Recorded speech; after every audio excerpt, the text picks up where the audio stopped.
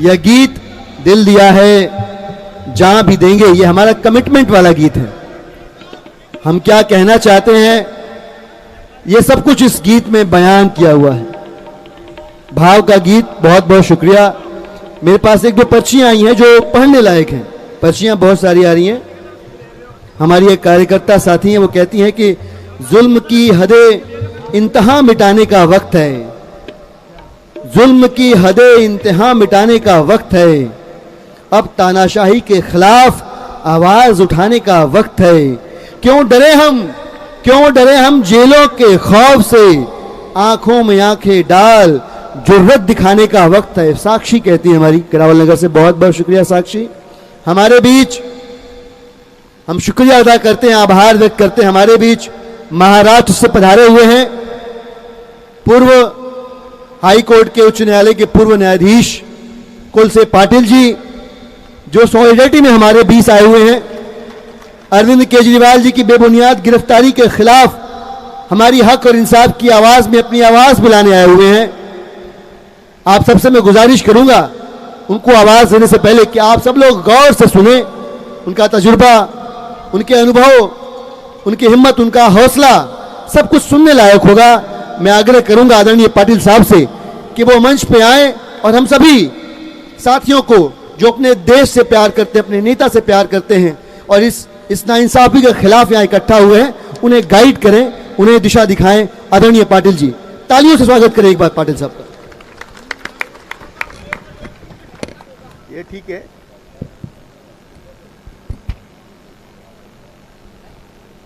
मेरे सुबह से भूखे बैठे हुए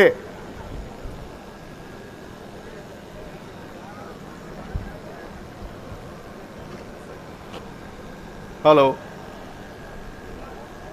मेरे सुबह से बैठे हुए और भूखे बैठे हुए मेरे बहनों और भाइयों, आपको ऐसा लगता होगा मेरा यहाँ क्या काम है। मैं जहां जहां संघर्ष होता है वहां मैं हाजिर होता हूं, और जहां आम आदमी दुख में है उस दुख निवारण के लिए मैं जाता हूं। ये मेरी जिंदगी भर की 1976 से ये मेरी कहानी है, और मैं इसलिए आपको आपके संघर्ष में शामिल होने के लिए आया।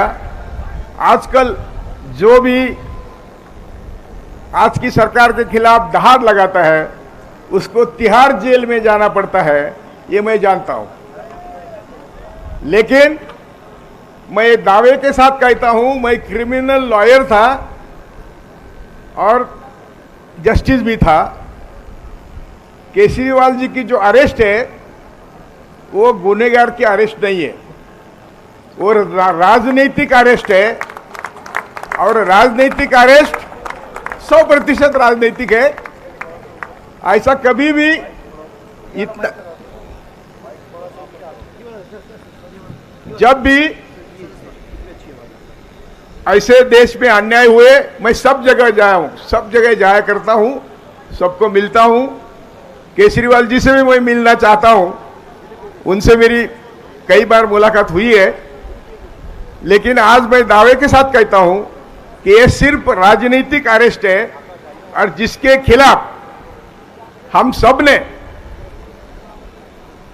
जैसे कि सोरेन की है, जैसे कि जो भी अभी हमारे भाई संजय सिंह जाके आए हैं, उनको बोल रहा था कि जेल का अनुभव, और जो अरेस्ट होके कई सालों तक जेल में थे, मैंने एल्गार परीक्षा ली थी पुणे में, उसके सभी आरोपी 6-7 साल से जेल में हैं।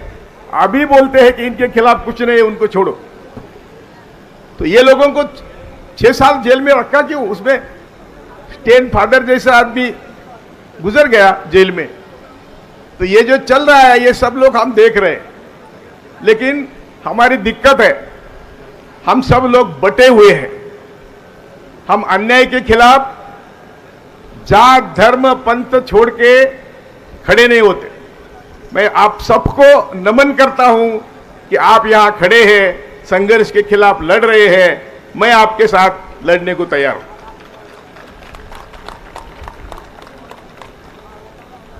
मैं थोड़ा अलग किस्म का भाषण करता हूं हमेशा कि देखो, दुनिया में हिटलर ने अपना देश बर्बाद किया,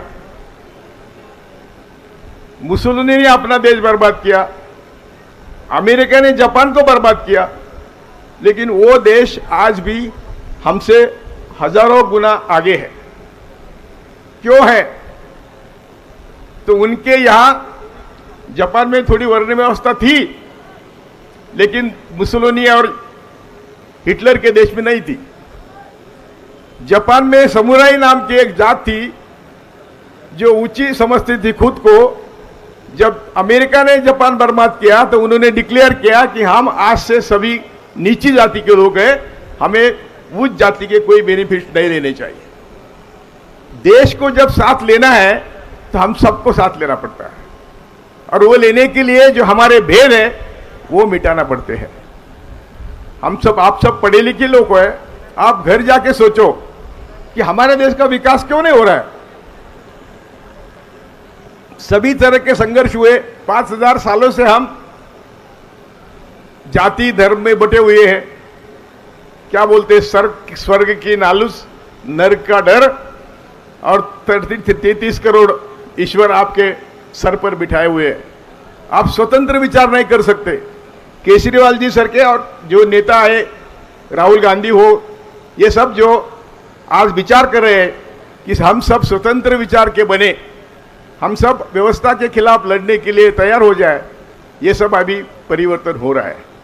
यदि हम ये करेंगे नहीं तो हमारा देश कभी भी दुनिया के सामने, दुनिया के तुलना में उनके साथ नहीं जा सकता। आज जो मानवता के निर्देशांक है, सब में हम नीचे हैं। मैं अभी इसकी गिनती नहीं करूंगा, सभी क्षेत्र में हम दुनिया में सबसे नीचे हैं। क्यों है? क्योंकि हम दूसरे इंसान को हमारा भाई नहीं समझते, हमारा उसका रिलेशन, नाता कुछ अलग है, ये हम समझते नहीं। ये जब वोटिंग को हम जाते हैं तो वोटिंग का मतलब क्या है? अरे हम देश के मालिक हैं, संविधान ने हमें देश का मालिक बनाया है, लेकिन हम सब तो कारोबार नहीं देख सकते। इसलिए वो जो मेरा मालकीना हक है वो मैं रिप्रेजेंटेटिव को देने को जाता हूं। क्या होता है वोटिंग देने के समय, क्या होता है? और ये तो ईवीएम की बात तो अलग है, वो तो हम नहीं करेंगे अभी, लेकिन हम सबको वोटिंग का एक जो पवित्र काम है, जो मूलभूत हमारा मौलिक अधिकार है, उसकी कीमत हमें कभी समझी नहीं। अभी ये ईवीएम का झगड़ा चल रहा है सभी बातों में, लेकिन जिन्होंने सत्ता काबिज करी है उनका इतिहास देखिए, उनका इतिहास देखिए कि कभी भी ये जिंदगी में सच बोले नहीं। सच बोलना मोदी शाह को मालूम ही नहीं, और वो कबूल करते हैं, अरे वो तो जुमले हैं। ओके, आप सब भूखे हैं इसलिए मुझे थोड़ा शॉर्ट में बोलने को बोला है, लेकिन एक ही वादा करता हूं कि जो सब जिंदगी भर झूठ बोले वो ईवीएम मैनेज किए बिना रहेंगे नहीं। तो हमें उनको जो जो करना है वो करेंगे। सत्ता छोड़ने के लिए, सत्ता पर बैठने के लिए जो भी किया है उन्होंने किया है, आज भी वो वही करेंगे। हमें सतर्क रहकर रात दिन, आज से, अभी से घर घर जाकर लोगों को बोलना पड़ेगा कि देश भयंकर संकट में है, हमारी आर्धी गर्दन कटी हुई है, बाकी 24 में मोदी आता है तो खत्म करेंगे। जय भारत, जय हिंद। बहुत बहुत शुक्रिया sir, thank you so very much. आपके हिस्से की मिली हिम्मत से हमारा हौसला बढ़ेगा। मैं आपको बताऊं, छोटी छोटी बड़ी सुखद सूचनाएं, जानकारियां मिल रही हैं। हमारी निठाला से पार्षद सुमन जी, वो सुबह से निर्जल उपवास पे हैं, यहाँ बैठी हुई हैं और उपवास के आखिर तक रहेंगी, और निर्जल हैं, वो पानी भी नहीं पी रही। ये हौसला है हमारे साथियों का, हमारे दोस्तों का, ये हिम्मत है उनकी। और भी कई सारे साथियों के हमारे पास पर्चियाँ आई हुई हैं। रोजे से जो साथी हैं वो तो निर्जल हैं ही, मैं बाकी साथियों की बात कर रहा था। हमारे एक साथी हैं पवन भाई। पवन भाई ने बहुत खूबसूरत वसीम बरेलवी का शेर लिखा हुआ है, जो मुझे लगता है हम सबको सुनना चाहिए। सुनना चाहिए, सीखना चाहिए, समझना चाहिए कि हादसों की जद पे हैं, हादसों की जद पे हैं तो क्या मुस्कुराना छोड़ दें? हादसों की जद पे हैं तो क्या मुस्कुराना छोड़ दें? और जल जलो के खौफ से क्या घर बनाना छोड़ दें? घर बनाएंगे, लड़ेंगे और जीतेंगे। बहुत बहुत शुक्रिया पवन भाई।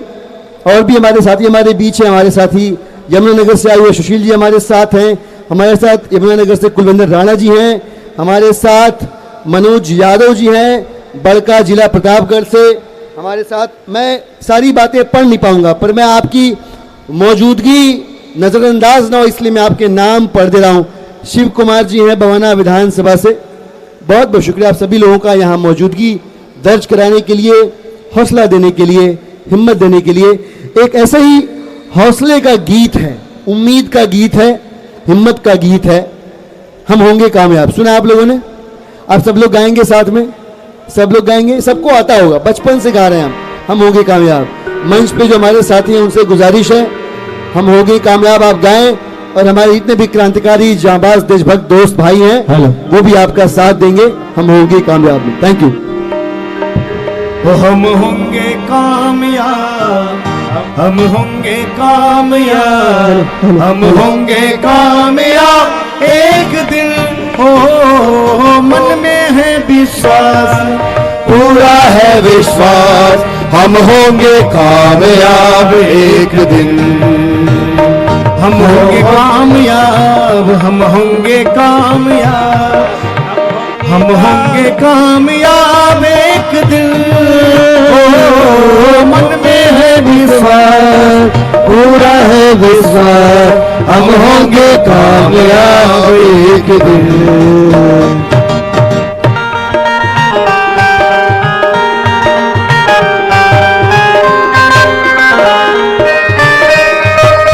सभी साथी गाएंगे तालियां बजाते हुए।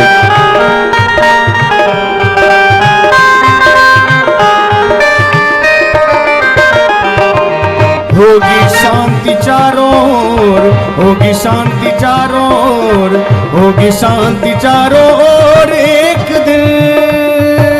ओ मन में है विश्वास, पूरा है विश्वास, हम होंगे कामयाब एक दिन।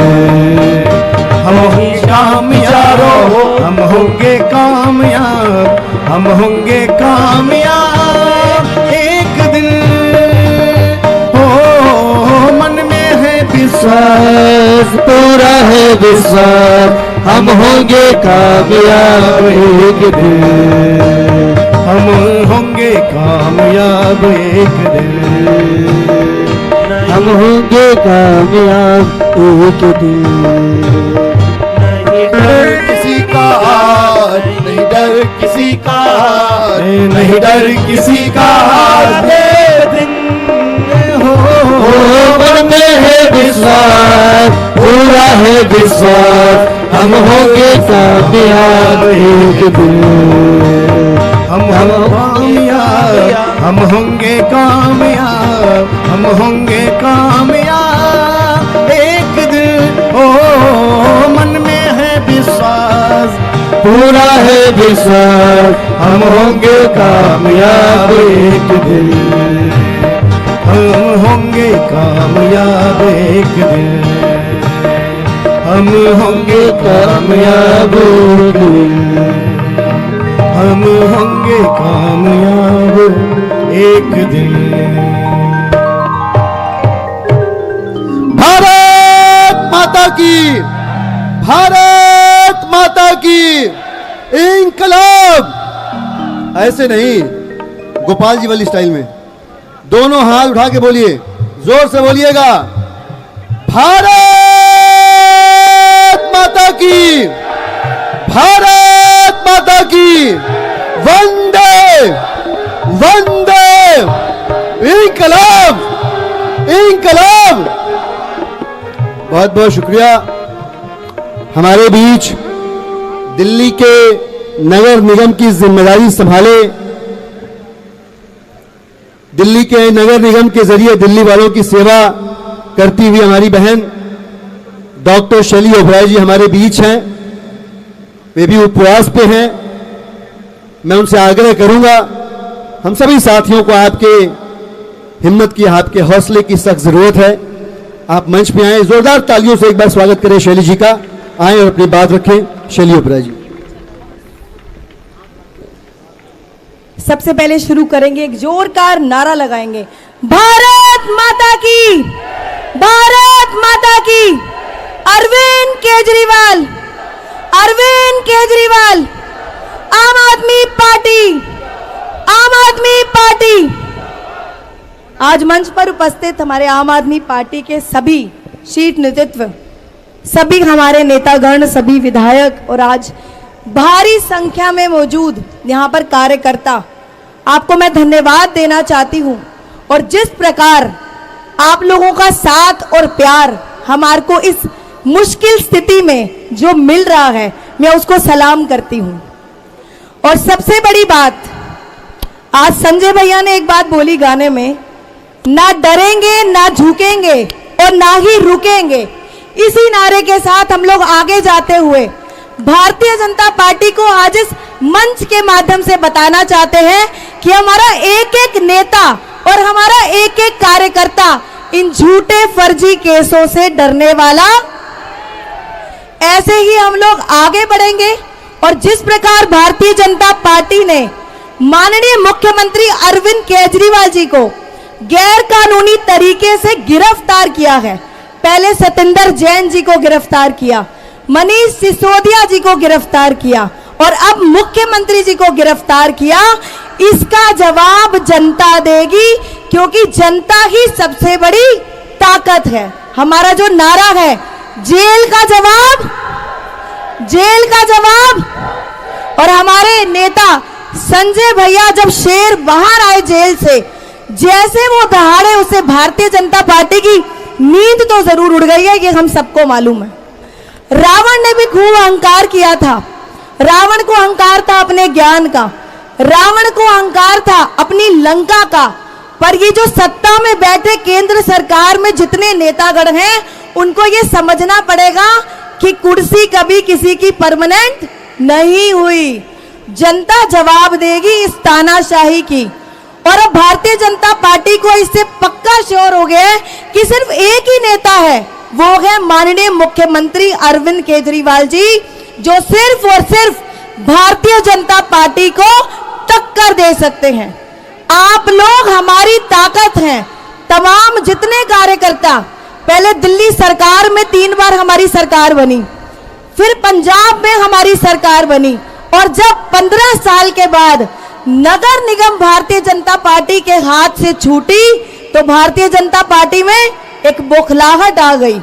भारतीय जनता पार्टी को लगा अब मुख्यमंत्री जी को गिरफ्तार करके कैसे आम आदमी पार्टी को खत्म कर दिया जाएगा। आपने देखा होगा गली गली में भारतीय जनता पार्टी के कार्यकर्ता घूम रहे हैं। अब आम आदमी पार्टी का क्या होगा, आम आदमी पार्टी कैसे चलेगी, कार्यकर्ता कैसे चुनाव लड़वाएंगे, जो हमारे लोकसभा के प्रत्याशी है कैसे प्रचार करेंगे। पर आज इस मंच के माध्यम से जितने भी उपवास जिन लोगों ने रखा है, हम प्रार्थना कर रहे हैं ईश्वर से उस उपवास के माध्यम से कि मुख्यमंत्री जी जल्दी ही जेल से बाहर आएंगे। अच्छी शिक्षा देना गुनाह नहीं है, अच्छा स्वास्थ्य देना गुनाह नहीं है, नगर निगम की सफाई व्यवस्था को दुरुस्त रखना गुनाह नहीं है, बुजुर्गों के बारे में सोचना, महिलाओं के बारे में सोचना गुनाह नहीं है। भारतीय जनता पार्टी ऐसे षड्यंत्र रच रही है कि जितने विपक्षी दल के नेता हैं उनको मैदान से बाहर कर दें। पर भारतीय जनता पार्टी को यह समझना पड़ेगा कि चुनाव वो अकेले नहीं लड़ सकती। इंडिया अलायंस की जो महा रैली के बाद जहां लाखों लोगों ने उस मैदान में आकर बता दिया कि आम आदमी पार्टी के साथ पूरे देश के नेता और जनता माननीय मुख्यमंत्री अरविंद केजरीवाल जी के साथ हैं। तो आज मैं धन्यवाद करना चाहूंगी सभी नेतागण का, सभी विधायकों का, पार्षदों का और कार्यकर्ताओं का, जिन्होंने आज यहां पर आकर उपवास के माध्यम से मुख्यमंत्री जी के लिए प्रार्थना करी। आप लोगों का धन्यवाद करना चाहूंगी कि आने वाले समय में भी हम सब ऐसे ही एकजुट होकर चुनाव लड़कर हम सातों की सातों सीटें जीतने वाले हैं। बहुत बहुत धन्यवाद।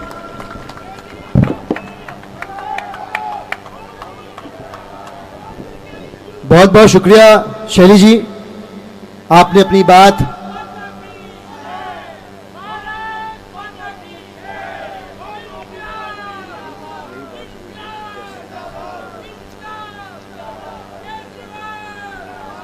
जोर से बोलिएगा, जोर से, इस नारे को और आवाज देने की जरूरत है।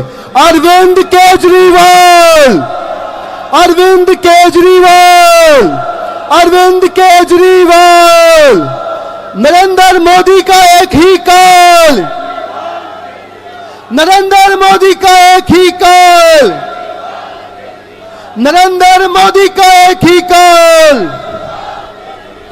अरविंद जी संघर्ष करो, अरविंद जी संघर्ष करो, अरविंद जी संघर्ष करो। लड़ेंगे, लड़ेंगे, लड़ेंगे। आवाज दो, आवाज दो, आवाज दो। हमारे बीच हमारे साथी जैस्मिन भाई मौजूद हैं। मैं आग्रह करूंगा जैस्मिन भाई से कि अरविंद केजरीवाल जी को आशीर्वाद स्वरूप ये जो उपवास का कार्यक्रम रखा गया है, जहां हम अपने भाव पुष्प इस उपवास के जरिए अरविंद जी तक पहुंचाना चाहते हैं, इस मौके पर आए और अपनी बात रखे। तालियों के साथ स्वागत करेंगे। आपने ने टीवी पे देखा होगा, ये हमेशा ये बैक रूम में रह के अरविंद केजरीवाल जी के गाइडेंस पे दुनिया भर के काम करते रहते हैं। आज इनको सुनने का मौका मिलेगा आपको। जैस्मिन भाई, बहुत बहुत धन्यवाद। पहले एक बार मुट्ठी बंद करके भारत माता का जयकारा लगाएंगे और उसके बाद मैं अपनी बात रखूंगा। भारत माता की, भारत माता की, इनकलाब, इनकलाब, वंदे वंदे।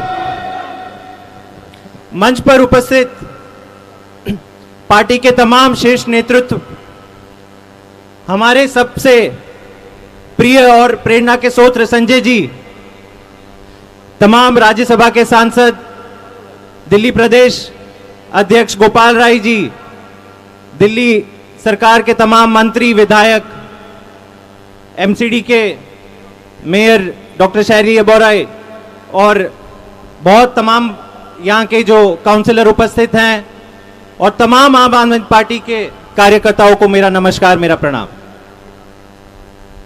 दोस्तों, आज सत्याग्रह की लड़ाई है। आज जो सामूहिक उपवास के कार्यक्रम में हम सब इकट्ठा हुए हैं, हजारों कार्यकर्ता आम आदमी पार्टी के तो केवल जंतर मंतर में उपस्थित हुए हैं, लेकिन अगर देश भर के 25 राज्यों की गिनती करें तो ये सैकड़ों, हजारों, मेरे ख्याल से लाखों लोग, कई लोग तो अपने घर में उपवास मनाकर इस सामूहिक उपवास के कार्यक्रम में इकट्ठा हुए हैं। आप सबको मेरा नमन, मेरा सलाम। आप सब जानते हैं कि ये लड़ाई बहुत लंबी है, बड़ी कठिन है, लेकिन एक दूसरे से ही हमें साहस मिलेगा। आज सब आपको देखते हुए सुबह 10 बजे से कई साथी यहाँ पे मौजूद हैं, यहाँ पे बैठ रहे हैं, भजन गा रहे हैं, एक दूसरे से बात कर रहे हैं, और इसी से मेरे ख्याल से जो देश में तानाशाही लोग जो सरकार चला रहे हैं और देश में तानाशाही का माहौल जिन्होंने खड़ा कर दिया है, उनके लिए आप सबका आज आना, आज सबका उपवास रखना ही सबसे बड़ा संदेश है। तो आप सबको मेरा नमन, मेरी तालियां। दोस्तों, आप सब जानते हैं कि अरविंद केजरीवाल जी को साजिश के तहत एक पूरे नकली मुकदमे में, फर्जी मुकदमे में, जिसमें कोई सबूत नहीं मिला, कोई तथ्य नहीं मिला, केवल और केवल फर्जी गवाहों के बयानों के आधार पर मोदी जी ने जेल में बंद कर दिया है। इससे पहले यही मनीष सिसोदिया जी के साथ किया, सत्येंद्र जैन जी के साथ किया। तो ये क्या दिखाता है? आज देश की जनता देख रही है, देश क्या दुनिया की जनता, दुनिया में बैठे हर भारतीय नागरिक सोच रहा है कि जो देश में हो रहा है वो गलत है। इसको आप किसी भी तरह जस्टिफाई नहीं कर सकते। इसलिए आज देश के लोग ये सोच रहे हैं कि इस तानाशाही सोच को हमें यहीं पे अंकुश लगाना होगा, इसी को अभी बंद करना होगा। 2024 के चुनाव में इसका जवाब हमें देना होगा। भाजपा के लोग कहते हैं कि हम भ्रष्टाचार की लड़ाई लड़ रहे हैं, कहते हैं ईडी निष्पक्ष है, सीबीआई निष्पक्ष है। तो आप लोग उनसे पूछिए कि अगर ईडी निष्पक्ष है तो शरद चंद्र रेड्डी के 60 करोड़ रुपए की जो रिश्वत भाजपा ने ली, तो भाजपा से पूछताछ क्यों नहीं हो रही है? भाजपा के नेताओं को जेल में क्यों नहीं डाला जा रहा है? यह सवाल ना भाजपा इसका उत्तर देती है, ना ईडी उसका उत्तर देती है। संजय सिंह जी ने बखूबी सुबह बताया कि केवल एक शरद रेड्डी का फर्जी बयान नहीं था, और 2 लोग थे, मगुंटा रेड्डी, राघव रेड्डी।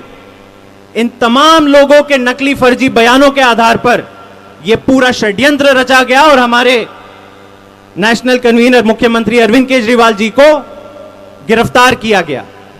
और पता चलता है कि फिर मगुंटा रेड्डी को भी मोदी जी ने बड़ा इनाम दे दिया। क्या दे दिया? लोकसभा की टिकट दे दी। मुझे नहीं लगता कि भारत के इतिहास में इससे बड़ा राजनीतिक षड्यंत्र किसी ने भी रचा होगा। देश में लोकतंत्र है, एक जगह मोदी जी 400 पार 400 पार 400 पार बोलते जा रहे हैं और दूसरी तरफ जेल डालो जेल डालो जेल डालो। तो ये क्या दिखाता है? इनकी हताशा दिखाता है, इनकी घबराहट दिखाता है। वो सोचते हैं कि हमारे 2 नेता 3 नेता 4 नेता को जेल में क्या बंद कर दोगे, पूरी पार्टी बिखर जाएगी। लेकिन क्या कुछ ऐसा हुआ? एक कार्यकर्ता नहीं टूटा, एक नेता आम आदमी पार्टी का नहीं टूटा। रामलीला मैदान में आप लोगों ने देखा, लाखों की संख्या में लोग आए, कंधे से कंधा मिलाकर एक मजबूत आवाज में, जो आवाज देश नहीं दुनिया भर में गूंजी 31 मार्च की जो रैली थी, कि पूरा देश अरविंद केजरीवाल जी की इस लड़ाई में, तानाशाही के खिलाफ इस लड़ाई में उनके साथ है। दोस्तों, क्योंकि बात सत्याग्रह की हो रही है और गांधी जी की भी हो रही है, तो मुझे गांधी जी की एक कहावत याद आ रही है। गांधी जी के 3 बंदर, आपने सुना होगा गांधी जी के 3 बंदर। क्या है 3 बंदर? बुरा मत देखो, बुरा मत सुनो और बुरा मत बोलो। यह गांधी जी ने कहा था, बहुत अच्छी कहावत थी। लेकिन अब भाजपा ने इसका क्या मतलब निकाल दिया? भाजपा ने ईडी को यह कह दिया कि आप भी अब 3 बंदर बन जाओ। कैसे? ईडी को परमिशन नहीं है कि भाजपा के खिलाफ कुछ भी देखे, कोई भी तथ्य लेके जाओ, भाजपा के खिलाफ कोई तथ्य हम नहीं देखेंगे, भाजपा के खिलाफ हम कुछ नहीं बोलेंगे और भाजपा के खिलाफ हम कोई बात नहीं सुनेंगे। आप भले 55 करोड़ की मनी ट्रेन लेके आओ, आप भले मगुंटा रेड्डी को पेश कर लो, हमारे लिए भाजपा का मतलब हम ना उनकी बात बारे में कुछ सुनेंगे, बोलेंगे और कहेंगे। तो यह बुरा हाल भाजपा ने ईडी का बना लिया है। आज पूरे देश की जो कानून व्यवस्था है उसके ऊपर सवाल निशान लगाए जा रहे हैं। पूरी दुनिया में यह चर्चा हो रही है कि आखिर मोदी जी क्या करना चाहते हैं। एक तरफ 400 पार का नारा दे रहे हैं और दूसरी तरफ पूरा का पूरा विपक्ष खत्म कर रहे हैं। क्या कई लोग, दिल्ली क्या देश के कई लोगों ने जब मोदी जी को चुना था तो किस लिए चुना था?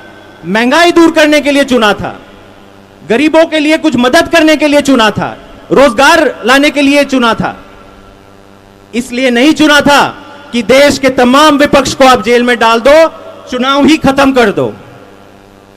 तो मेरे ख्याल से आज का यह संघर्ष बहुत लंबे समय तक याद रखा जाएगा कि आप सब यहां पर आए, पूरी पार्टी और पूरे देश में आपने एक संदेश दिया कि इस तानाशाही के खिलाफ लड़ाई में अरविंद केजरीवाल जी, मनीष सिसोदिया जी, सत्येंद्र जैन अकेले नहीं हैं, हम उनके साथ हैं और हमारी प्रार्थना और हमारा आशीर्वाद उनके साथ है। बहुत बहुत धन्यवाद।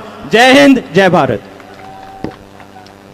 बहुत बहुत शुक्रिया जैस्मिन भाई, आपने बहुत सलीके से, बहुत तरतीब ढंग से अपनी बात रखी। जिंदाबाद। हमारे बीच रिजवान भाई हैं, उनकी भी पर्ची आई है और भी कई सारे साथियों की पर्ची आई है। आप लोग का मैं एक और माइक की ज़रूरत है। एक राज्यसभा सांसद हैं, कवि हैं इमरान साहब, उनका लिखा हुआ एक बहुत ही प्रेरणादायी गीत है, कलाम है, और मैं और संजय भैया उसको गाएंगे। संजय भैया आप खड़े हो जाएं तो अच्छे से गा पाएंगे।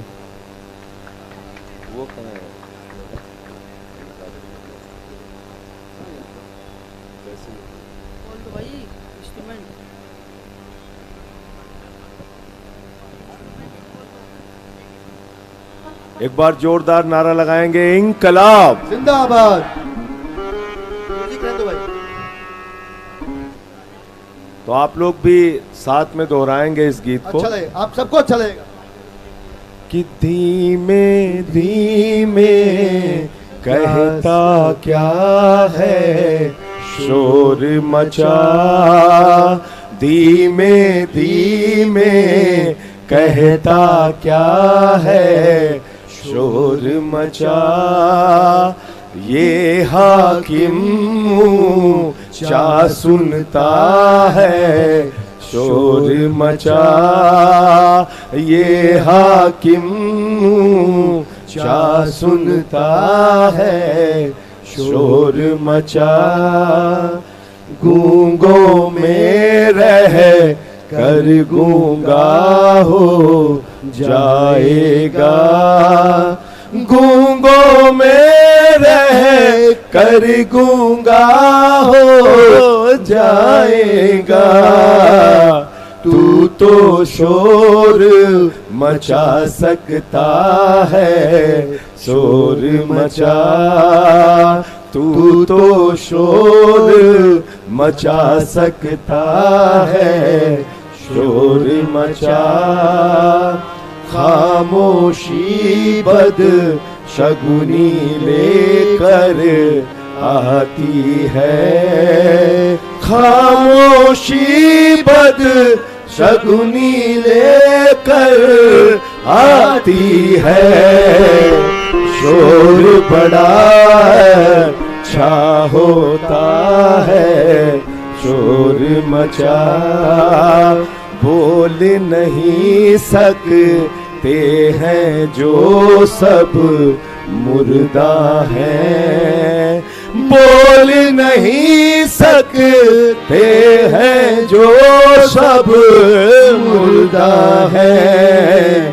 तू बतला दे तू जिंदा है शोर मचा, तू बतला दे तू जिंदा है शोर मचा, जहन तो बोले गा चुप रहना बेहतर है, जहन तो बोलेगा चुप रहना बेहतर है, तू वो कर जो दिल कहता है शोर मचा, तू वो कर जो दिल कहता है शोर मचा, दस्तक से जब हक का दरवाजा न खुले, दस्तक से जब हक का दरवाजा न खुले, शोर मचाने से खुलता है शोर मचा, शोर मचाने से खुलता है शोर मचा, इंकलाब जिंदाबाद, इंकलाब जिंदाबाद। भाई दिलीप पांडे जी सुबह से इस कार्यक्रम का संचालन कर रहे हैं, हमारे साथी ऋतुराज झा जी, इन लोगों के लिए भी जोरदार तालियां बजाइए। और मैंने दिलीप भाई को अभी एक कहानी सुनाई, तो मैं सोचता हूं कि इस उपवास में थोड़ी वो स्वागत, तो मैंने बैठ जाओ भाई बैठ जाओ, एक कहानी इनको सुनाई। क्या कह रहे हैं लोग? शांत, आप सब लोग शांत रहिए। अरे गला बैठ गया। मैं अभी गोपाल राय जी से कह रहा था 6 महीने छुट्टी दे के इतनी दिहाड़ी करा रहे हो आप लोग।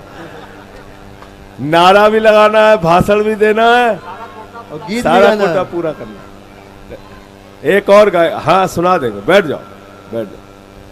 तो एक जो इस समय मोदी जी कर रहे हैं उस पर मुझे एक किस्सा याद आया, कहानी याद आई कि चुनाव के पहले सारे विपक्ष के नेताओं को जेल में डाल दो।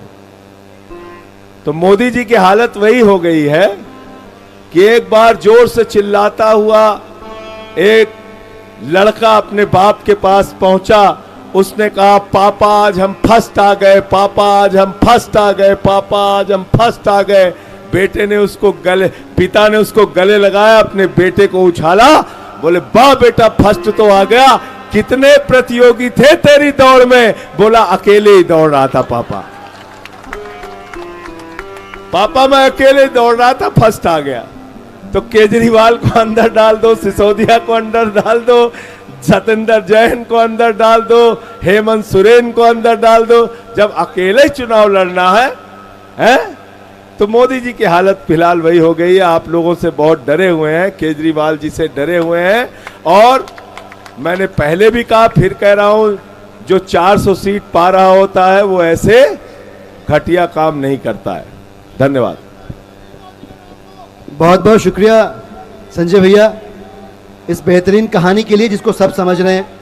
हमारे बीच में एक महताब भाई हैं इंदर लोक से, और महताब भाई ने लिखवा कर भेजा है कि मैं आज मंच से ऐलान करता हूं, जब घर पे तकलीफ पड़ती है, घर पे मुसीबत आती है, तो हम त्यौहार नहीं मना पाते। उस पीड़ा से मैं लिख रहा हूं, क्योंकि मेरे नेता अरविंद केजरीवाल जी जेल में है, उस बात से मैं तकलीफ में हूं। मैं इस बार ईद नहीं मनाऊंगा। आपके हौसले को सलाम करता हूं महताब भाई। आपने जो बात कही है वो बात बहुत बड़ी बात है, और आप जैसे साथियों से हमको हिम्मत मिलती है, हमारे नेताओं को हौसला मिलता है। हमारे साथ हमारे बीच बहुत चुपचाप पार्टी की दी हुई तमाम जिम्मेदारियों को लगातार पूरा करते रहते हैं, हमेशा नींव की ईंट बने रहते हैं, आम आदमी पार्टी की इमारत को मजबूती देते रहते हैं। मैं अपने बड़े भाई, बहुत ही शांति प्रिय, बहुत ही प्यारे बड़े भाई पंकज गुप्ता जी से आग्रह करूंगा कि पंकज भाई मंच पे आएं और केजरीवाल जी को आशीर्वाद स्वरूप जो उपवास का ये कार्यक्रम है, इस मौके पर अपनी बात रखें, हमें उत्प्रेरित करें, हमें प्रेरित करें, हमें दिशा दिखाएं। पंकज भैया।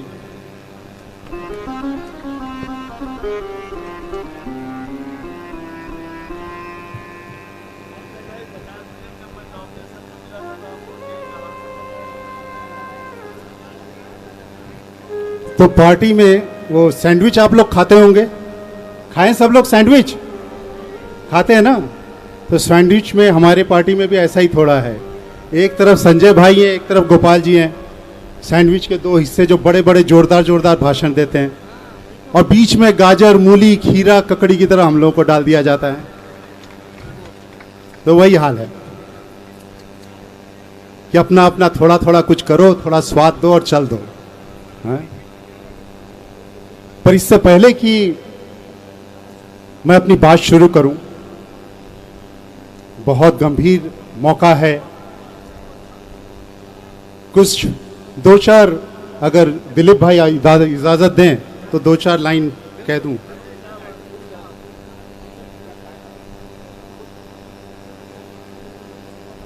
लता जी का एक गीत था बहुत पुराना, उसकी बस 2-4 लाइनें मैं आपके सामने रखना चाहता हूं, क्योंकि इस समय वो बहुत रेलेवेंट है। जब घायल हुआ हिमालय, खतरे में पड़ी आजादी। जब घायल हुआ हिमालय, खतरे में पड़ी आजादी। जब तक थी सांस लड़े वो, जब तक थी सांस लड़े वो, फिर अपनी लाश बिछा दी। संगीन पे धर के माथा, सो गए जवान वो अपने, जो शहीद हुए हैं उनकी जरा याद करो कुर्बानी। ऐ मेरे वतन के लोगों जरा आंख में भर लो पानी, जो शहीद हुए हैं उनकी जरा याद करो कुर्बानी, जरा याद करो कुर्बानी। तो दोस्तों, आज वही माहौल है। उस समय बाहर के आक्रमण करता थे, आज देश के आक्रमण करता है, देश के भीतर के आक्रमण करता है। इसके पहले बहुत लोगों ने आपको कई सारी बातें बताई, ईडी की, सीबीआई की, मोदी जी की, लेकिन मैं आज आपको कुछ वो किस्से सुनाना चाहता हूं पार्टी से जुड़े हुए, क्योंकि पार्टी से जुड़े रहने के कारण कई सारी छोटी छोटी घटनाएं आई, और वो घटनाएं हैं जो हमें उम्मीद देती हैं, हमें भरोसा देती हैं, हमें साहस देती हैं।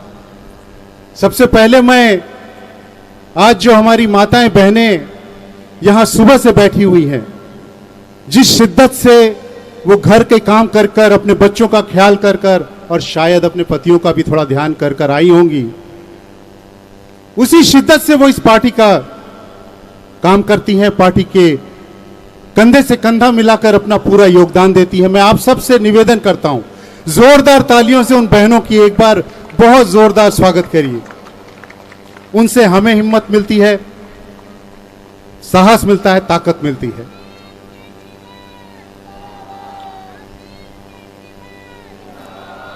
तो दोस्तों, आप में से बहुत से लोग पिछले 12 सालों से या 13 सालों से पार्टी से जुड़े होंगे।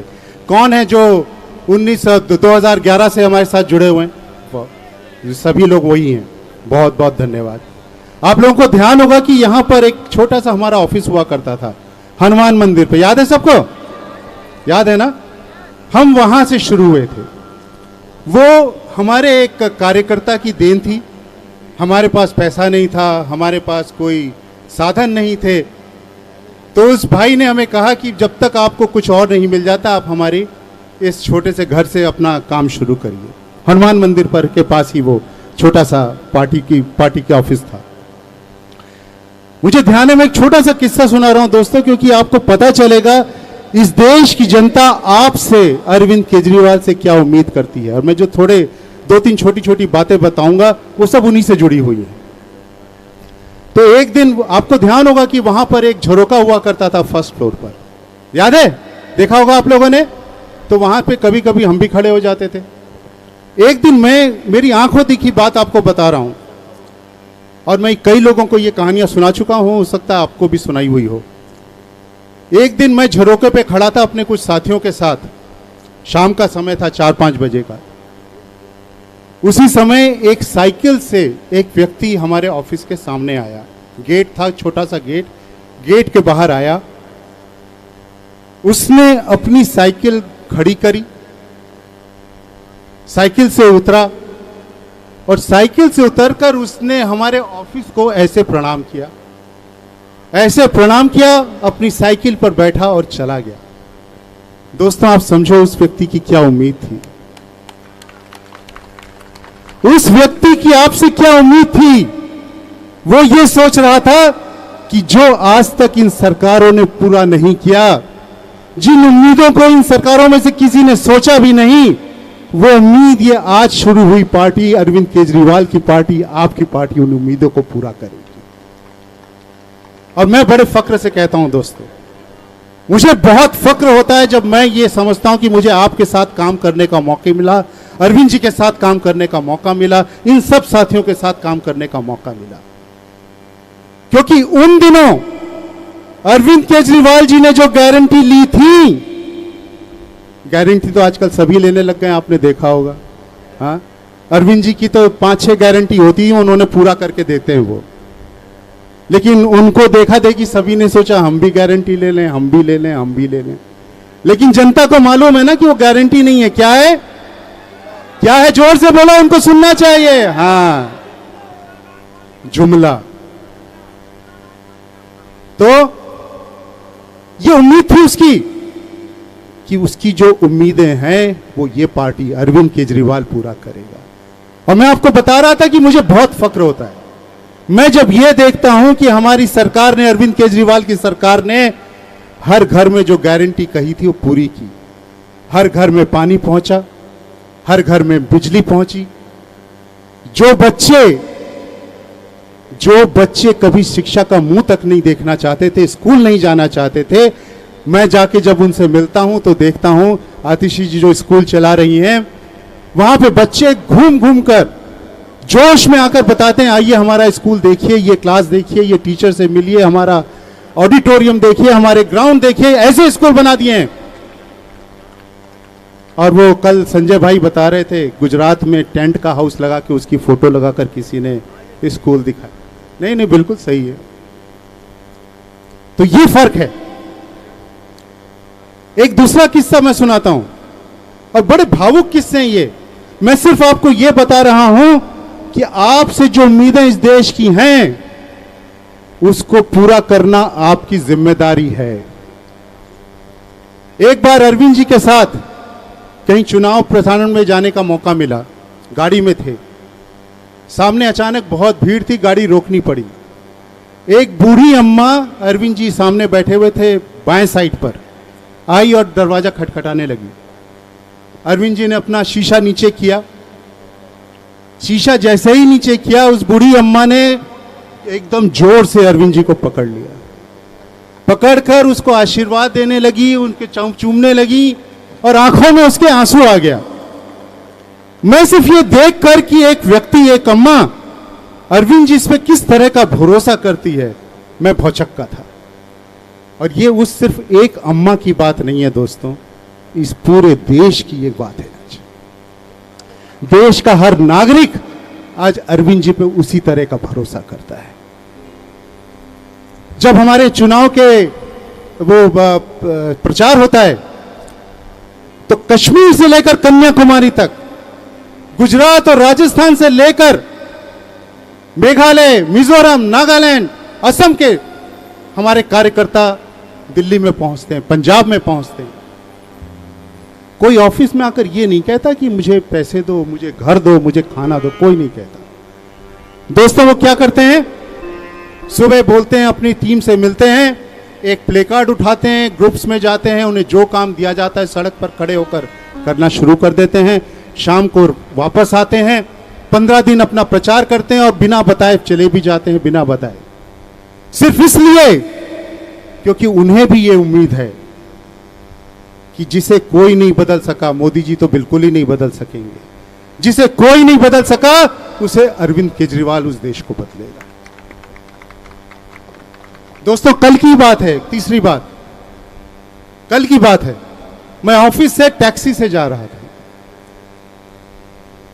टैक्सी ड्राइवर चूंकि ऑफिस में था, मैं तो टैक्सी ड्राइवर को समझ में आ गया कि आम आदमी पार्टी से जुड़ा हुआ व्यक्ति होगा ये।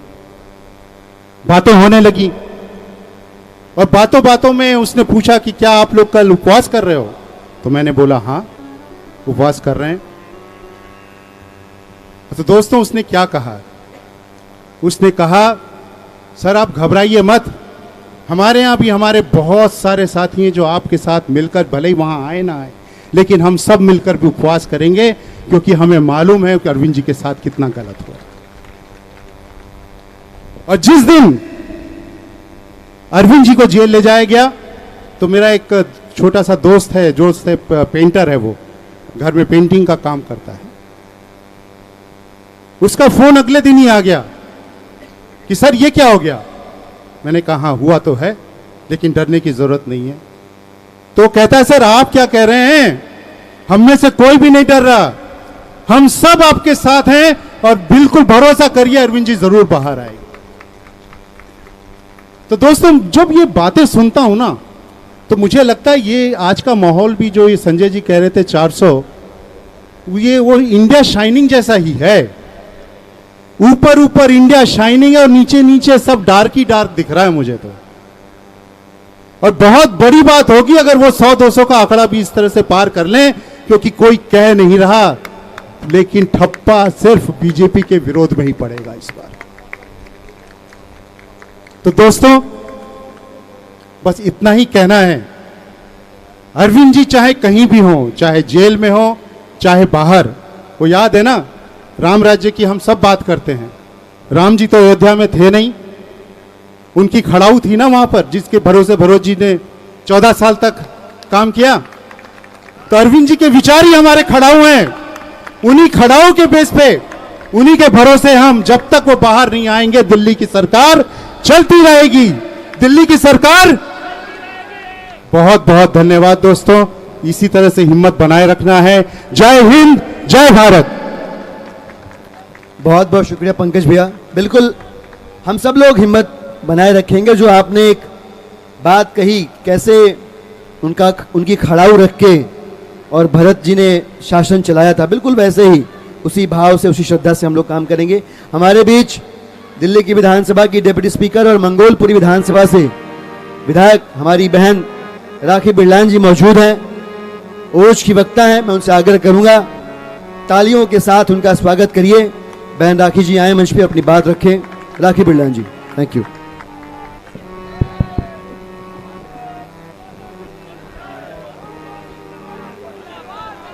भारत माता की, भारत माता की। पीछे तक मुट्ठी बांधकर आवाज बुलंद करें। चंद घंटे रह गए इस उपवास के। हमारी एनर्जी, हमारी ऊर्जा उतनी ही है जितनी सुबह उपवास पर बैठे थे। ये साबित करके हमें दिखाना है। भारत माता की, भारत माता की। वंदे वंदे। मंच पर बैठे हुए विधानसभा के स्पीकर रामनिवास गोयल जी, आम आदमी पार्टी के राष्ट्रीय सचिव पंकज गुप्ता जी, बड़े भाई बुलंद आवाज आम आदमी पार्टी के संकट मोचक राज्यसभा सांसद संजय सिंह जी, दिल्ली प्रदेश के प्रदेश अध्यक्ष, कैबिनेट में मंत्री गोपाल राय जी, हमारी कैबिनेट मंत्री जुझारू वक्ता बड़ी बहन आतिशी जी, तमाम सम्मानित विधायक साथी, मेरे समक्ष बैठे हुए दिल्ली के अलग अलग कोने से आए हुए तमाम हमारे सम्मानित पार्षदगण, कार्यकर्ता बंधु, तमाम विंगों के पदाधिकारी, आप सब लोगों को मेरा हाथ जोड़कर नमस्कार है, सलाम है। आपके जज्बे को, आपकी हिम्मत को मुझसे पूर्व वक्ताओं ने सुबह से लेकर अब तक आम आदमी पार्टी के द्वारा किए गए एक एक कार्य का मंथन, चिंतन, उसकी चर्चा, विचार, सब कुछ आपके समक्ष रखा है। ये तानाशाही जो लोग बैठे हैं, उसकी तानाशाही की चर्चा भी लगातार हर एक वक्ता ने अपने वक्तव्य के माध्यम से करी है। लेकिन पार्टी की एक छोटी सी कार्यकर्ता होने के नाते मैं आप सब लोगों को ये कहना चाहती हूं कि इन्होंने माननीय मुख्यमंत्री जी को तो ये सोचकर गिरफ्तार किया था कि आम आदमी पार्टी टूट जाएगी, क्षण बिन होकर बिखर जाएगी, पार्षद तितर-बितर हो जाएंगे, विधायक तितर-बितर हो जाएंगे। लेकिन मैं उनको इस मंच से कहना चाहती हूं कि तुमने हम लोगों को ना सिर्फ एक जुट किया है, बल्कि इतना मजबूत कर दिया है कि 2024 के अंदर तुम्हारी सत्ता को जड़ से उखाड़ कर फेंकने के लिए एक एक कार्यकर्ता, एक एक पार्षद, एक एक विधायक, एक एक साथी ना जाने कितनी और मजबूती से सड़कों पर उतरेगा और उखाड़ फेंकेगा इन तानाशाहों को इनकी कुर्सी के ऊपर से और विदाई करेगा गुजरात की ओर। इस घोटालेबाज लोगों को, चंदाचोर लोगों को मोदी और शाह जो अपनी तानाशाही के माध्यम से संवैधानिक संस्थाओं का दुरुपयोग कर रहे हैं और एक हर एक उस आवाज को दबाने का प्रयास कर रहे हैं जो उनके खिलाफ उड़ रही है, जो उनके खिलाफ हो रहे अत्याचारों को जो है मजबूती से जनता के सामने पहुंचा रही है। तो आज मैं आए हुए एक एक कार्यकर्ता को यही कहना चाहती हूं कि हम लोगों को अपने जज्बे को, अपनी ऊर्जा को और अपनी हिम्मत को कई गुना ज्यादा मजबूत करके इनको दिखा देना है कि एक अरविंद केजरीवाल को तुम साजिशन झूठे अपराधों में जेल की सलाखों के पीछे भेज सकते हो, लेकिन हजारों लाखों केजरीवाल और उनके विचारों को ना तुम सलाखों के पीछे भेजने में कामयाब होगे, ना दबा सकते हो, ना रोक सकते हो। और अंत में बस मैं इतना ही कहना चाहती हूं कि यह आम आदमी पार्टी में कोई बड़ा पदाधिकारी हो सकता है, कोई छोटा पदाधिकारी हो सकता है, कोई चुना हुआ विधायक, सांसद, पार्षद हो सकता है, लेकिन अंत में हम सब लोग इस आजादी के लिए संघर्ष करने वाले आजादी के परवाने हैं। अपना तन मन दांव पर लगा देंगे, अपने जीवन का एक एक कतरा संघर्ष के लिए लुटा देंगे, लेकिन इन तानाशाहों से अपने देश को आजाद कराएंगे। पहले लड़े थे हम गोरों से और आज लड़ेंगे इन चंदा चोरों से। इन चंदा चोरों को गुजरात भेजने का काम करेंगे, इन चंदा चोरों की जमानत जब्त कराने का काम करेंगे और जेल का जवाब वोट से देने का काम करेंगे। अरविंद केजरीवाल की बाजुओं को मजबूत करने का काम करेंगे, आम आदमी की आवाज को बुलंद करने का काम करेंगे, हर एक बेटी को सुरक्षा देने का काम करेंगे, हर एक युवा को रोजगार देकर मजबूत भारत को बनाने का काम करेंगे, आर्थिक रूप से अपने देश को सोने की चिड़िया बनाने का काम करेंगे। एक आवाज बुलंद करें मुट्ठी बांधकर, भारत माता की, भारत माता की, वंदे वंदे। आम आदमी पार्टी, आम आदमी पार्टी और एक एक कार्यकर्ता जाबाज सिपाही है इस पार्टी का, अरविंद केजरीवाल का, और मुझे पूरी उम्मीद है कि हमारा ये संघर्ष और ये हमारी ईमानदारी के आगे अच्छे अच्छे तानाशाह ना सिर्फ झुकेंगे, बल्कि ये एक दिन अपने कुकर्मों की वजह से जेल के पीछे जाएंगे, सलाखों के पीछे जाएंगे। आप सब लोगों ने, इस सम्मानित मंच ने मुझे बोलने का मौका दिया, मेरे विचार आप सब लोगों ने इतने शांतिपूर्वक सुने, इसके लिए बहुत बहुत धन्यवाद, बहुत बहुत आभार। जय हिंद, जय भारत। बहुत बहुत शुक्रिया राखी जी, बिल्कुल सही कहा था मैंने, ओज की वक्ता हैं।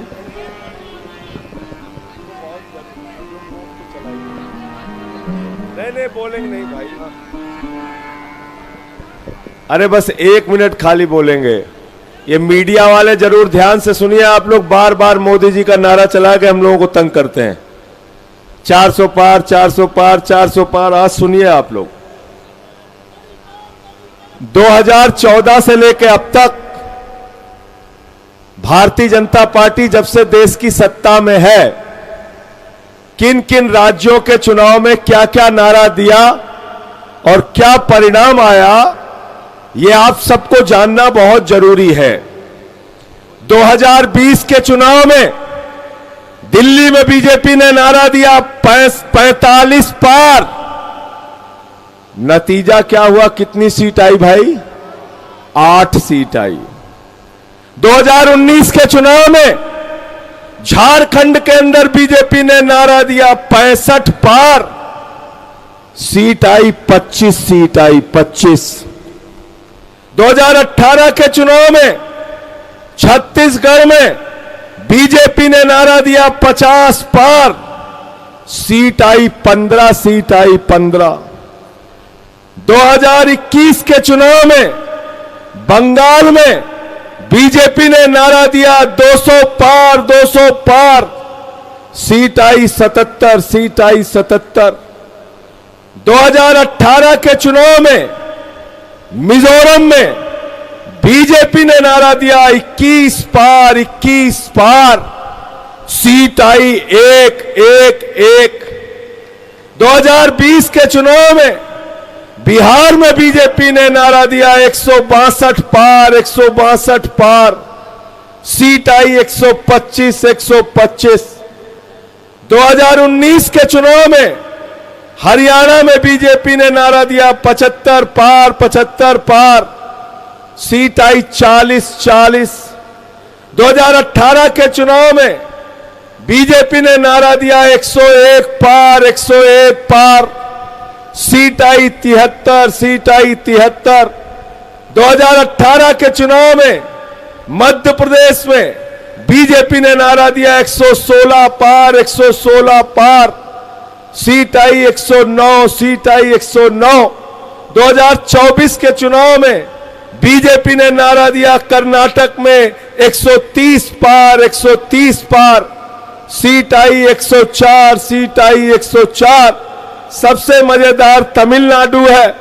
2021 के चुनाव में तमिलनाडु में बीजेपी ने नारा दिया 118 पार, 118 पार। सीट आई मात्र 4, सीट आई मात्र 4।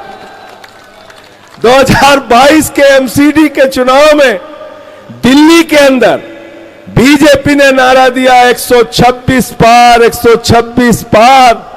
सीट आई 104, सीट आई 104।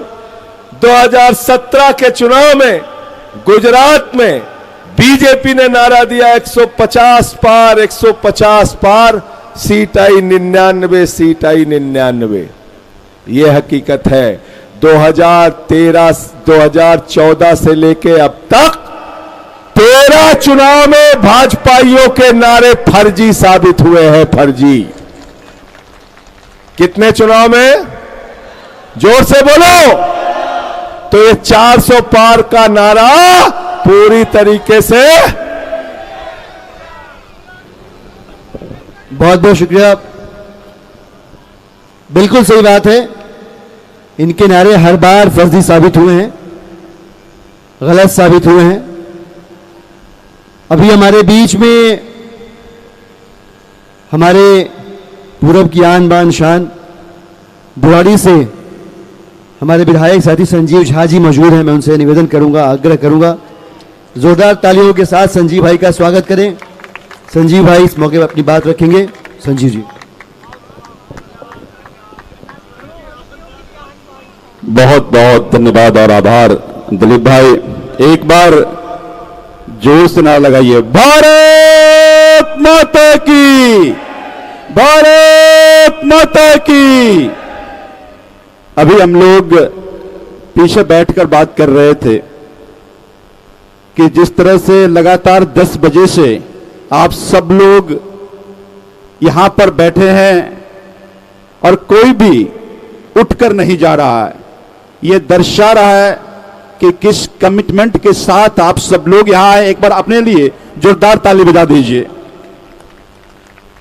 जब मैं सुबह में आया तो हमें कई मीडिया के साथियों ने पूछा कि आज के इस उपवास का मकसद क्या है। तो हमने उनको भी कहा कि आज हम सब जो यहां उपवास पर बैठे हैं वो इसलिए बैठे हैं कि दिल्ली में दिल्ली की जनता के लिए अरविंद केजरीवाल जी ने कई उपवास किए। और जब दिल्ली की जनता के लिए अरविंद केजरीवाल जी ने जो उपवास किया उसके फायदे दिल्ली को मिले। दिल्ली के लोगों के बिजली फ्री आए, दिल्ली के लोगों का पानी मुफ्त हुआ, दिल्ली के गरीब बच्चों को अच्छी शिक्षा मिली, दिल्ली के लोगों के स्वास्थ्य की सुविधा मिली, दिल्ली के लोगों को, दिल्ली के महिलाओं को, दिल्ली के माताओं को बसों में यात्रा फ्री मिली, बुजुर्गों को तीर्थ यात्रा फ्री मिला। अब हर महिला को 1000 देने का वादा भी पूरा करने वाले थे। तो दिल्ली के जो लोगों को फायदा हुआ, आज जब अरविंद केजरीवाल जी जेल में, और अरविंद केजरीवाल जी जेल में इसलिए हैं कि देश का तानाशाह डर गया है। तो इसीलिए आज दिल्ली के वो सब लोग जिनको दिल्ली के इस 10 साल के गवर्नेंस से फायदे हुए हैं, वो आज यहां पर उपवास पर यहां बैठे, जहां अपने घर में अपने घर पे बैठे हैं। वो चाहते कि अरविंद केजरीवाल जी को आशीर्वाद मिले, उनको वो शक्ति मिले, उनको ताकत मिले कि तानाशाह को आंख में आंख डालकर चुनौती दे, तानाशाही को खत्म करें। दोस्तों, मैं 10-15 दिन से मैं सोच रहा हूं कि हमें आजादी दिलाने के लिए हमारे पूर्वजों ने फांसी के फंदों पर झूल गए, बहुत सारे बलिदान देने पड़े। लेकिन आजादी के 75-80 साल बाद अगर हमें अपनी बात बोलने से पहले सरकार से डर लगने लगे तो क्या हम वाकई आजाद हैं? और अगर हम आजाद नहीं है तो क्या हम आजादी की लड़ाई नहीं लड़नी चाहिए? मैं टीवी पे जाता हूं, कई बार टीवी के एंकर कोशिश करते हैं कि सरकार के खिलाफ ना बोलें। मैं उनको भी कहता हूं कि यह लड़ाई हम इसलिए लड़ रहे हैं कि कल से आप बेबाकी से किसी सरकार से सवाल पूछ पाए। आज आप बेबाकी से सवाल नहीं पूछ पा रहे, तो कोई हम अपनी आजादी के लिए नहीं, हम उस टीवी के एंकर की आजादी के लिए भी अपनी ये संघर्ष कर रहे हैं, ये लड़ाई लड़ रहे हैं। मैं उस टीवी के एंकरों को भी कह देना चाहता हूं कि रास्ते दो ही हैं, या तो मर मर के मरो या लड़ के मरो। तो ये लड़ के मरने का वक्त आ गया है। अगर डर डर के बोलोगे तो फिर बोलने का मौका नहीं मिलेगा। मुझे ये लगता है कि अगर अभी नहीं बोले तो फिर दोबारा बोलने का आपको मौका भी शायद ना मिले। ये 400 पार का दम भरा जाता है। ये 400 पार का दम क्यों भरा जाता है? ये 400 पार का दम इसलिए भरा जाता है कि कल को मोदी जी को पता है कि अगर हम सत्ता से गए तो हमारा जगह जेल में, तो कुछ इस तरह से कर जाए कि रशिया की तरह जब तक नरेंद्र मोदी रहे तब तक प्रधानमंत्री रहे, ताकि उनको जेल का दरवाजा ना खटखटाना पड़े। तो इसलिए लड़ाई बहुत बड़ी है। यह भ्रष्टाचार की बात हो रही है। यह भाजपा वाले, आपको याद होगा जब ये एक्साइज घोटाला की बात हुई थी, पहले कहा कि 10,000 करोड़ का घोटाला है, 10,000 करोड़ का घोटाला है, फिर कहा 350 करोड़ का घोटाला है, किसी ने कहा कि भाई 150 करोड़ घोटाला है, किसी ने कहा 100 करोड़ का घोटाला है, ईडी ने कहा 35 करोड़ का घोटाला है। अब इससे 4 दिन पहले इनके एसजी ने यह कहा कि 80 लाख का घोटाला हुआ है। और मजे की बात यह कह रहे वो जो घोटाला हुआ है वो पैसा खर्चा हो गया, इसलिए ट्रेल नहीं मिल रहा।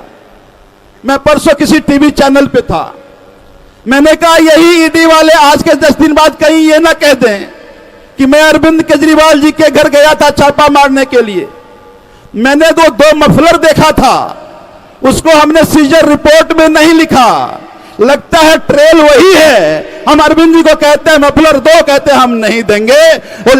जाके कोर्ट में कहे योर ऑनर वो मफलर दिला दो, ट्रेल हमें मिल जाएगा। ये मजाक बनाकर रखे हुए, क्या मजाक है ये?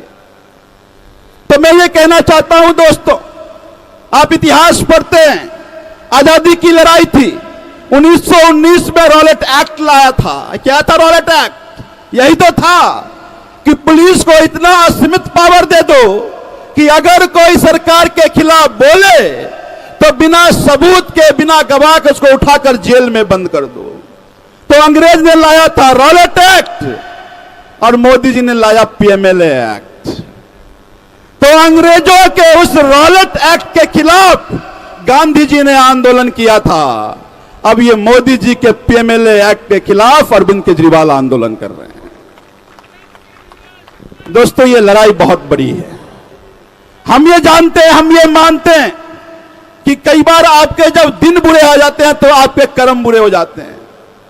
तो ये मोदी जी ने अरविंद केजरीवाल जी को जेल भेज करके अपने कर्म बुरे कर दिए। जब अपने कर्म बुरे कर दिए तो समझ लीजिए इसके दिन बुरे आ गए हैं। अब इनके तानाशाही का अंत का समय आ गया है। और वो अरविंद केजरीवाल जी को जेल भेजने की भूल इसलिए किया कि ऊपर वाले भी चाहते थे कि इस तानाशाही के अंत का माध्यम अरविंद केजरीवाल बने। क्योंकि तुम तब हमारे जोन में आ गए हो, हमें हो सकता है कि तुम्हारे तरह राजनीति करने नहीं आता हो सकता है तुम्हारे तरह हमें धुट्टा नहीं आता हो, लेकिन हमें आंदोलन करना आता है, सड़कों पर डंडे खाने आते हैं। तो मोदी जी आपने अरविंद केजरीवाल को झूठे केस में फंसाकर जेल में इसलिए भेजा कि ऊपर वाले चाहते थे कि अरविंद केजरीवाल आपके तानाशाही को अंत करे। तो ये लड़ाई बहुत बड़ी है, सभी साथियों ने कहा, और मैं भी ये मानता हूं कि लोग ना केवल दिल्ली में बल्कि दिल्ली के बाहर भी, आज पूरे देश में जगह जगह पे ये आज लोग उपवास कर रहा है, विदेशों में लोग कर रहा है। वो इसलिए कर रहा है कि लोग ये मानते हैं कि मोदी के तानाशाही का अंत अगर कोई कर सकता है तो अरविंद केजरीवाल कर सकता है। आज विदेशों में लोग इसलिए उपवास पे बैठे कि 10 साल में लोग उपहास से आने के बजाय देश छोड़कर विदेश जा रहे हैं। जो विदेश आज भारतीय गए हैं उनको भी लगता है कि अब अगर इस देश को कोई आगे बढ़ा सकता है या फिर हम देश में आकर देश को आगे बढ़ाने में अगर मैं अपना रोल हो तो वह तभी मिल सकता है जब अरविंद केजरीवाल को जिम्मेदारी मिलेगी, अरविंद केजरीवाल नेतृत्व करेगा। तो आज जो लोग ये बैठ के अपने उपवास के जरिए अरविंद केजरीवाल जी को आशीर्वाद दे रहे हैं, मुझे ये लगता है यहां से एक नया रास्ता खुलता है। समय बहुत नहीं है, ये 1-1.5-2 महीने का समय फिर दोबारा नहीं आएगा, या हो सकता है कभी ना कोई चूक हो जाए तो। इसीलिए चूक ना हो ये जिम्मेदारी हम सबको लेनी पड़ेगी, हम सबको मिलकर के लेनी पड़ेगी। तैयार है ना? तैयार है ना? हमने देख लिया इनके दमन में कितनी ताकत। संजय भाई ने बताया कि इन्होंने तो जेल में भेजा था। जब संजय भाई जब संसद में दहाड़ते थे तो उनके आवाज को बंद करने के लिए जेल में भेजा, लेकिन शेर को ज्यादा पिंजरे में आप बंद नहीं रख सकते। शेर जब पिंजरा तोड़कर आता है तो ज्यादा हिंसक होता है। आपने ये देख लिया जब उन्होंने अपने छूटकर जब आए थे, हिंसक किस तरह का मैं बताता हूं। जब छूटकर जब आए थे और जब अपने आईटीओ ऑफिस से उन्होंने दहाड़ा तो कई लोगों की नींद हराम हो गई। तो इसीलिए आप अपनी कोशिशें कर लो। तुम जितने कोशिशें करोगे यहां से उतनी मजबूती से दहाड़ा जाएगा। अब तुम एक अरविंद केजरीवाल को तो बंद कर दोगे, लेकिन अरविंद केजरीवाल के सोच को तुम खत्म नहीं कर सकते। तो इसीलिए साथियों ये लड़ाई बहुत बड़ी है। अंत में इतना ही कहना चाहूंगा कि हम सब लोग अब ये प्रण लें कि ये एक एक दिन न केवल दिल्ली बल्कि पूरे देश में हमारा एक ही उद्देश्य है कि नरेंद्र मोदी के तानाशाही का अंत 2024 में करना है। तैयार है ना? तो एक बार जोर से बोल दीजिए, भारत माता की, भारत माता की, इंकलाब, इंकलाब। अरे दम है कितना दमन में तेरे, अरे दम है कितना दमन में तेरे, अरे जगह है कितना जेल में तेरे, अरे जगह है कितना जेल में तेरे। बहुत बहुत धन्यवाद। बहुत बहुत शुक्रिया संजीव भाई। हम सब लोग आंदोलन से उपजे हुए लोग हैं, हम सड़कों के संघर्ष से निकले हुए लोग हैं। लड़ते लड़ते मरना मंजूर है हम लोगों को। हमको मालूम है कि लड़ते लड़ते जीत गए तो योद्धा कहे जाएंगे, मर गए तो शहीद हो जाएंगे, लेकिन अगर मुड़ के लौटे तो कायर कहे जाएंगे। हमें कायर नहीं बनना। इसलिए अरविंद जी आप सब लोगों से कहना चाहते हैं, आप सब लोगों से अरविंद जी कहना चाहते हैं कि देखनी है भोर की लाली तो सुबह से पहले जागना होगा। देखनी है भोर की लाली तो सुबह से पहले जागना होगा। आओ बारूद बना दूं तुम्हें, कल पहाड़ों से सामना होगा। हम सबके बड़े भाई दिल्ली की सरकार के कैबिनेट मिनिस्टर सौरभ भाई हमारे बीच में है। मैं आग्रह करता हूं सौरभ भाई से कि 2 शब्द जरूर रखें। आप बहुत उम्मीद देते हैं सौरभ भाई, बहुत हौसला देते हैं। Hello hello hello hello. मैं दिलीप भाई से कह रहा था कि मेरी थोड़ी तबीयत ठीक नहीं है, मैं नहीं बोलूंगा, मगर संजय जी ने कहा कि थोड़ा तो बोलना जरूरी है। और फिर ऋतुराज जी कह रहे थे कि अगर नहीं बोलोगे तो कहेंगे डर गए। आजकल ये बड़ी परेशानी चल रही है और इस चक्कर में पहले हम कम गरियाते थे, अब ज्यादा भाजपाइयों को गरिया रहे हैं क्योंकि उनको ये बताना पड़ता है कि हम डरे नहीं तुमसे अभी तक। और मैं संजय जी को लेने के लिए अपने कई साथियों के साथ, दुर्गेश पाठक जी थे, संजीव भाई थे, हमारे कई और विनय भाई थे, बहुत सारे साथी थे, रोहित मेहरोलिया जी थे, दिलीप भाई थे, दिलीप भाई तो कार में बैठे हुए थे, और राजेश ऋषि जी थे, कई बहुत सारे साथी थे। तो जब हम इंतजार कर रहे थे संजय जी का कि वो निकलेंगे निकलेंगे निकलेंगे, तो एक दो पत्रकार आ गए। पत्रकारों ने बोला कि सर हमने सुना है संजय सिंह जी को छोड़ तो रहे हैं मगर इंजेक्शन लगा के छोड़ेंगे। मैंने कहा क्या मतलब? कह रहे सर संजय सिंह आएंगे तो जरूर मगर बोलेंगे नहीं।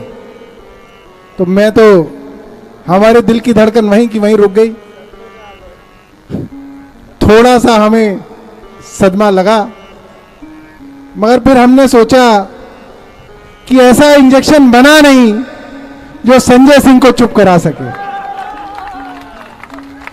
और हमने सोचा नहीं, एक दो दिन का इंतजार करते हैं, देखते हैं क्या होता है। मगर संजय जी ने एक दिन का इंतजार भी नहीं करने दिया। तिहाड़ से निकलते ही कार के ऊपर, अब आप ये सोचिए पुलिस की जिम्मेदारी सिर्फ तिहाड़ के दरवाजे तक है कि दरवाजे से बाहर निकाल दिया, अब आप अपने रास्ते, हम अपने रास्ते। भाई अमिताभ बच्चन भी तो बाहर निकलता था, बीड़ी मांगता था दरोगा से, क्योंकि वहां आप गेट से बाहर निकले आपका काम खत्म। तो हमें लगा कि संजय सिंह जी बाहर आएंगे, फिर हमारे पास पुलिस बहुत चौकन्नी थी, सारे सीनियर ऑफिसर खड़े हुए थे वहां पे, इसलिए खड़े हुए थे क्योंकि उनको ये डर था कि संजय सिंह जी बाहर निकलेंगे और वहां पे भाषण देंगे, और बहुत बंदोबस्त किया हुआ था कि संजय जी भाषण ना दे। अगर आप उस वीडियो को देखोगे तो कोशिश ये थी कि जेल से निकलते ही इनको कार में घुसा दिया जाए, इनको कार की तरफ धकेला गया और दो चार लोगों ने इनके पीछे से हाथ लगाया और इनको ऊपर धकेला और देखा कि संजय सिंह जी कार के ऊपर, और दो तीन पुलिस वाले इनको खींचने की कोशिश कर रहे हैं कि ये नीचे उतरे, और संजय सिंह जी ने जो दहाड़ा, मुझे लग रहा है संजय जी ये जो कार्यकर्ताओं का मनोबल थोड़ा कम हो गया था, संजय सिंह जी की दहाड़ से कार्यकर्ता इतने उत्साहित हैं,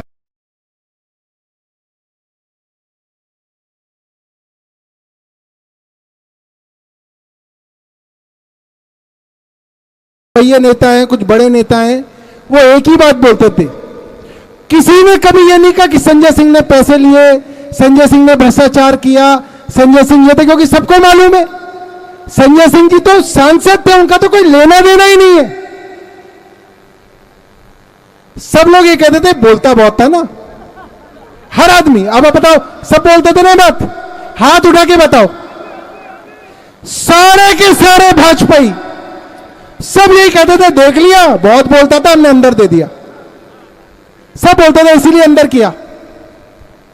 अब उन्होंने ये सोच के इनको अंदर किया था कि ये एक बार अंदर चले गए तो बाहर आके बोलेंगे म्याऊ म्याऊ, मगर ऐसा हुआ नहीं। आतिशी बता रही है इंजेक्शन गलत लगा दिया। मैं अपनी बीवी को बता रहा था संजय जी के विषय में। संजय जी बात बता दूं, एक दो बात आपकी जेल की, अब वो प्राइवेट बातें हैं। देखिए मैं बता रहा था अपने घर पे कि भाई संजय जी ने एक बात बड़ी मजेदार बताई। बोले क्या? मैंने कहा वो कह रहे थे सौरभ यार दोपहर में 2-3 घंटे सो भी लिया करता था। तो मेरे घर वाले कह रहे तुम्हें यही बात याद रही? तो आप सोचिए संजय सिंह जी के घर अगर आप गए हो तो संजय जी के घर में अगर आप घुसेंगे तो 30-40 कार्यकर्ता बाहर बैठे होते हैं।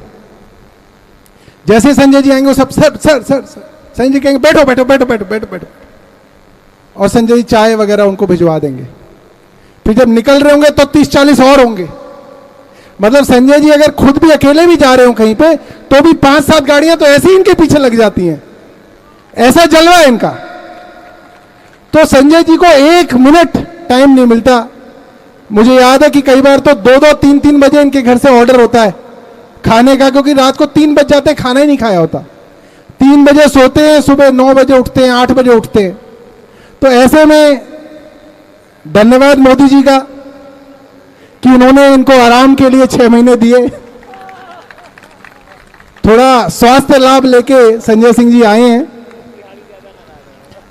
और जब से संजय जी आए हैं, पार्टी ने भी ऐसा मीटर डाउन किया है कि पहले दिन आते ही तो इनको भाषण दिलवाया रात को 10 बजे पार्टी ऑफिस में। विकास योगी को इनके साथ परमानेंट अटैच कर रखा है 3 दिन से। पहले दिन इनका रात को भाषण कराया, दूसरे दिन इनकी सब चैनल्स को बाइट कराई, तीसरे दिन सारे दुश्मनों को इन्होंने इंटरव्यू दिया, सबको एक एक को, और उसके अगले दिन सारे अखबारों को इन्होंने इंटरव्यू दिया। और आज का दिन था, तो आज सुबह से शाम तक आप देख ही रहे होगे, जब मौका मिलता है हम संजय जी को खड़ा कर देते हैं, संजय जी बोलिए। तो मैं समझता हूं कि आज जो माहौल यहां जंतर मंतर पे बना है, बहुत सारे साथी मुझे पीछे भी ये कह रहे थे, 2011-2012 के माहौल की याद आ गई सबको। ऐसे ही देशभक्ति के गाने गाया करते थे, ऐसे ही सुबह से लेकर शाम तक बैठे रहते थे, आगे भी लोग गाते थे, यहां पे भी लोग गाते थे। और मुझे लगता है कि यही चीज ऐसी है जो हमारी पार्टी को सबसे ज्यादा शक्ति देती है कि सड़क पे आके लड़ाई लड़े हम लोग।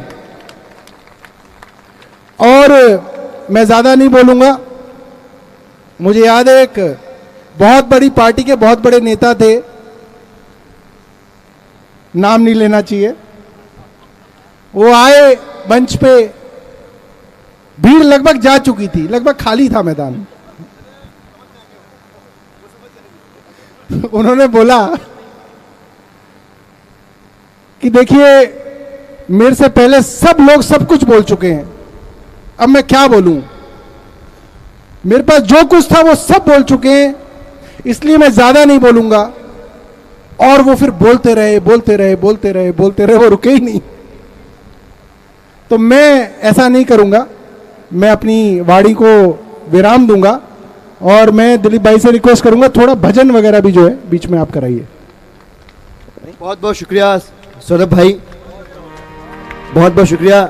संजय भैया की बात हो रही थी, 2 पंक्तियां हैं, सुनिएगा आप लोग, संजय भैया के ऊपर मैंने लिखी हैं कि कुछ भी बन सकते हो लेकिन संजय ना बन पाओगे, कुछ भी बन सकते हो लेकिन संजय ना बन पाओगे, लहजा सख्त भले हो शेरों से हिम्मत कहां से लाओगे, लहजा सख्त भले हो शेरों से हिम्मत कहां से लाओगे।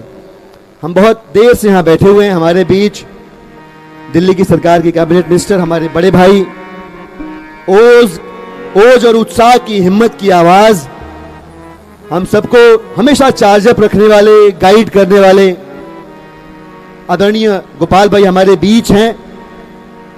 मैं आदरणीय गोपाल भाई से आग्रह करूंगा कि अपने ओज के स्वर में आंदोलन के दिनों की याद एक बार फिर से ताजा करें, जंतर मंतर की धरती से एक बार फिर से ऐसी हुंकार उठे कि जो तानाशाही हुक्मरान के कानों तक पहुंचे और उसे जगाए और बताए कि हम डरने वाले नहीं हैं, लड़ने वाले हैं। मैं आग्रह करता हूं, मन जीता हूं, तालियों के साथ एक बार स्वागत करिएगा आदरणीय गोपाल जी का।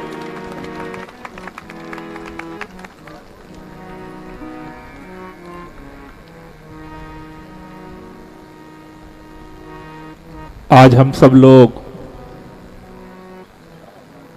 अपने अजीज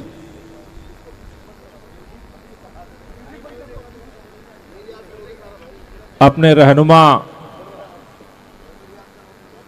हिंदुस्तान के लाखों दिलों की धड़कन, इस देश के अंदर करोड़ों लोगों की उम्मीद, आम आदमी पार्टी के राष्ट्रीय संयोजक, दिल्ली के मुख्यमंत्री अरविंद केजरीवाल जी की गिरफ्तारी के खिलाफ सामूहिक उपवास पर बैठे हैं। साथियों, जितने लोग यहां पर आगे पीछे चारों तरफ, पीछे तक जो लोग खड़े हैं, मेरी आवाज जा रही है क्या? जो पीछे खड़े हैं एक बार हाथों, जो लोग खड़े हैं पीछे, आजू बाजू में जहां तक मेरी आवाज जा रही है, दोनों हाथ उठा के बता दो कहां कहां तक आवाज जा रही है। एक बार अरविंद केजरीवाल के सम्मान में उनके संघर्षों के सम्मान में, इस मां भारती के सम्मान में दोनों हाथ की मुट्ठियां बांधेंगे। इतने बेटे बेटियां हैं, दोनों हाथ की मुट्ठियां बांधेंगे और पूरी ताकत से एक बार मां भारती को याद करेंगे। अरे बोलो भारत माता की, भारत माता की। इनकलाब, इनकलाब, वंदे वंदे। अरे अरविंद तुम संघर्ष करो, अरे अरविंद तुम संघर्ष करो, अरे मनीष जी संघर्ष करो, अरे सत्येंद्र जी संघर्ष करो।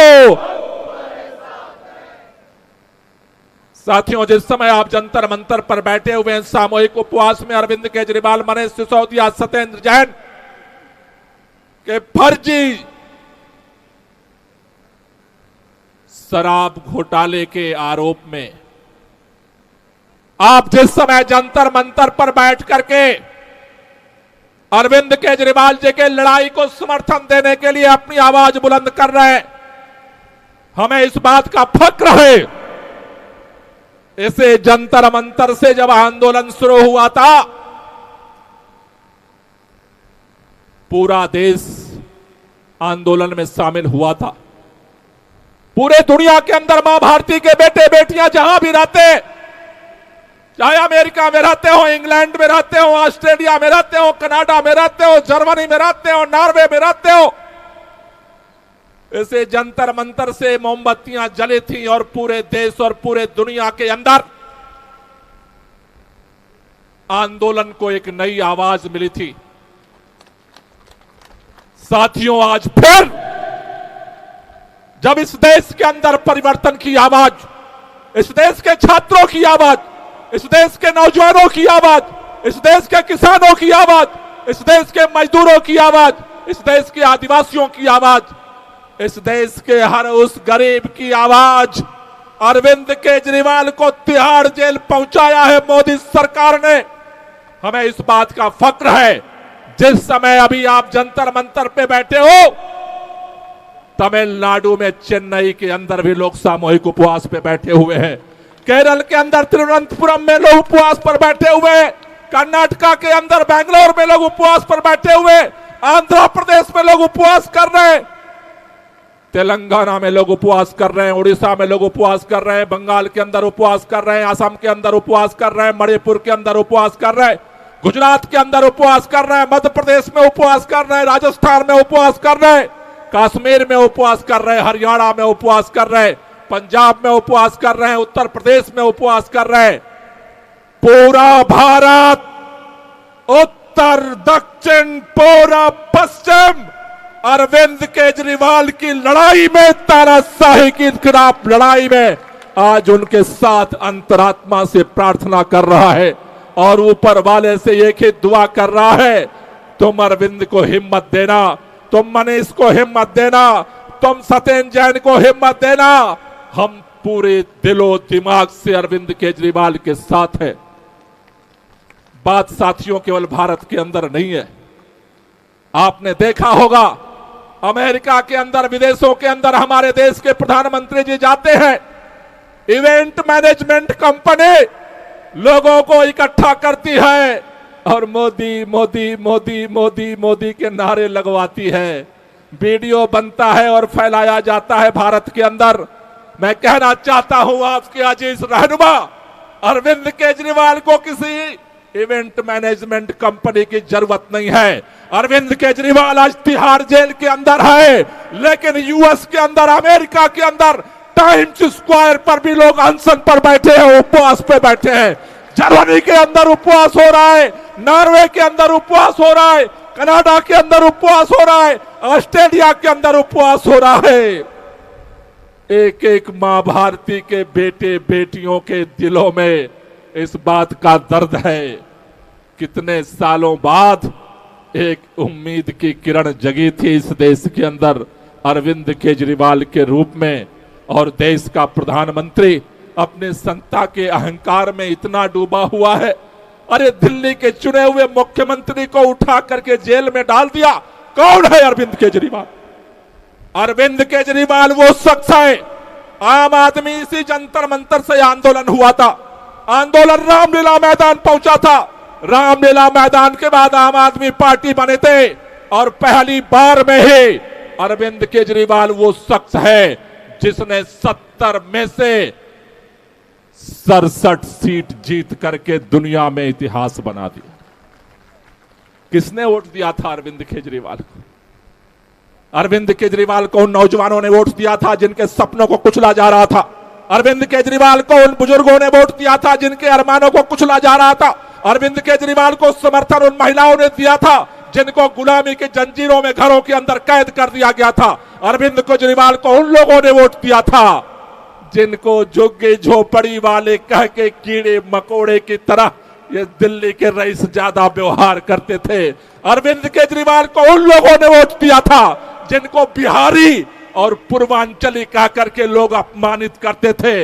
इस दिल्ली के अंदर जिस भी शख्स के साथ अन्याय हुआ वो अरविंद केजरीवाल के साथ न्याय की लड़ाई में खड़ा हुआ और 70 में से 67 सीट का इतिहास बना दिया। फिर मोदी सरकार का कान खड़ा हुआ, अरे ये कौन सा शख्स पैदा हुआ नाक के नीचे, हमने सारी एड़ी चोटी लगा दे, सारा नफरत फैला दिया, सारा ईवीएम का जोड़ घटाना कर लिया, तब भी जितना प्रचंड बहुमत अरविंद केजरीवाल को मिला हमें नहीं मिला। उसी दिन से दर्द शुरू हुआ था मोदी सरकार के अंदर, उसी दिन से देश के प्रधानमंत्री के अंदर दर्द शुरू हुआ था और उसके बाद से एक एक दिन हमें याद है, एक एक दिन हमें याद है। अरे आज तुम कहते हो फर्जी शराब घोटाला घोटाला घोटाला घोटाला। मैं पूछना चाहता हूं मोदी सरकार से, मैं पूछना चाहता हूं भारतीय जनता पार्टी वालों से, हमारी सरकार बनने के बाद तुमने मुख्यमंत्री के दफ्तर में सीबीआई का छापा क्यों मरवाया था? तुमने सिंगुली कमेटी बना करके हमारी सरकार को ठप करने के लिए हमारी सारी फाइलें जब्त क्यों करवाई थे? अरविंद केजरीवाल को एलजी के घर में घुस करके 10 दिन पर एक सोफे पर क्यों सोना पड़ा था? दोस्तों, लड़ाई आपके लिए कल भी अरविंद केजरीवाल लड़ते थे, लड़ाई आज भी आपके लिए अरविंद केजरीवाल लड़ रहा है।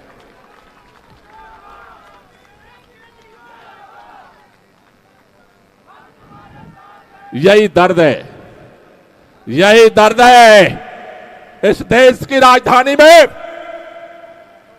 इस देश की राजधानी में, देश की राजधानी में दिल्ली का मुख्यमंत्री भी रहते हैं, लेकिन 7 समंदर पार से जब अमेरिका के राष्ट्रपति आते हैं उनके पत्नी भी दिल्ली आती है। सारा तामझाम एक तरफ, अमेरिका के राष्ट्रपति की पत्नी कहती है हमें अरविंद केजरीवाल का सरकारी स्कूल दिखा दो। दर्द इस बात का है जब यूनाइटेड नेशन के संयुक्त राष्ट्र संघ के अधिकारी दिल्ली आते हैं तो कहते हैं केजरीवाल का हमें मोहल्ला क्लिनिक दिखा दो।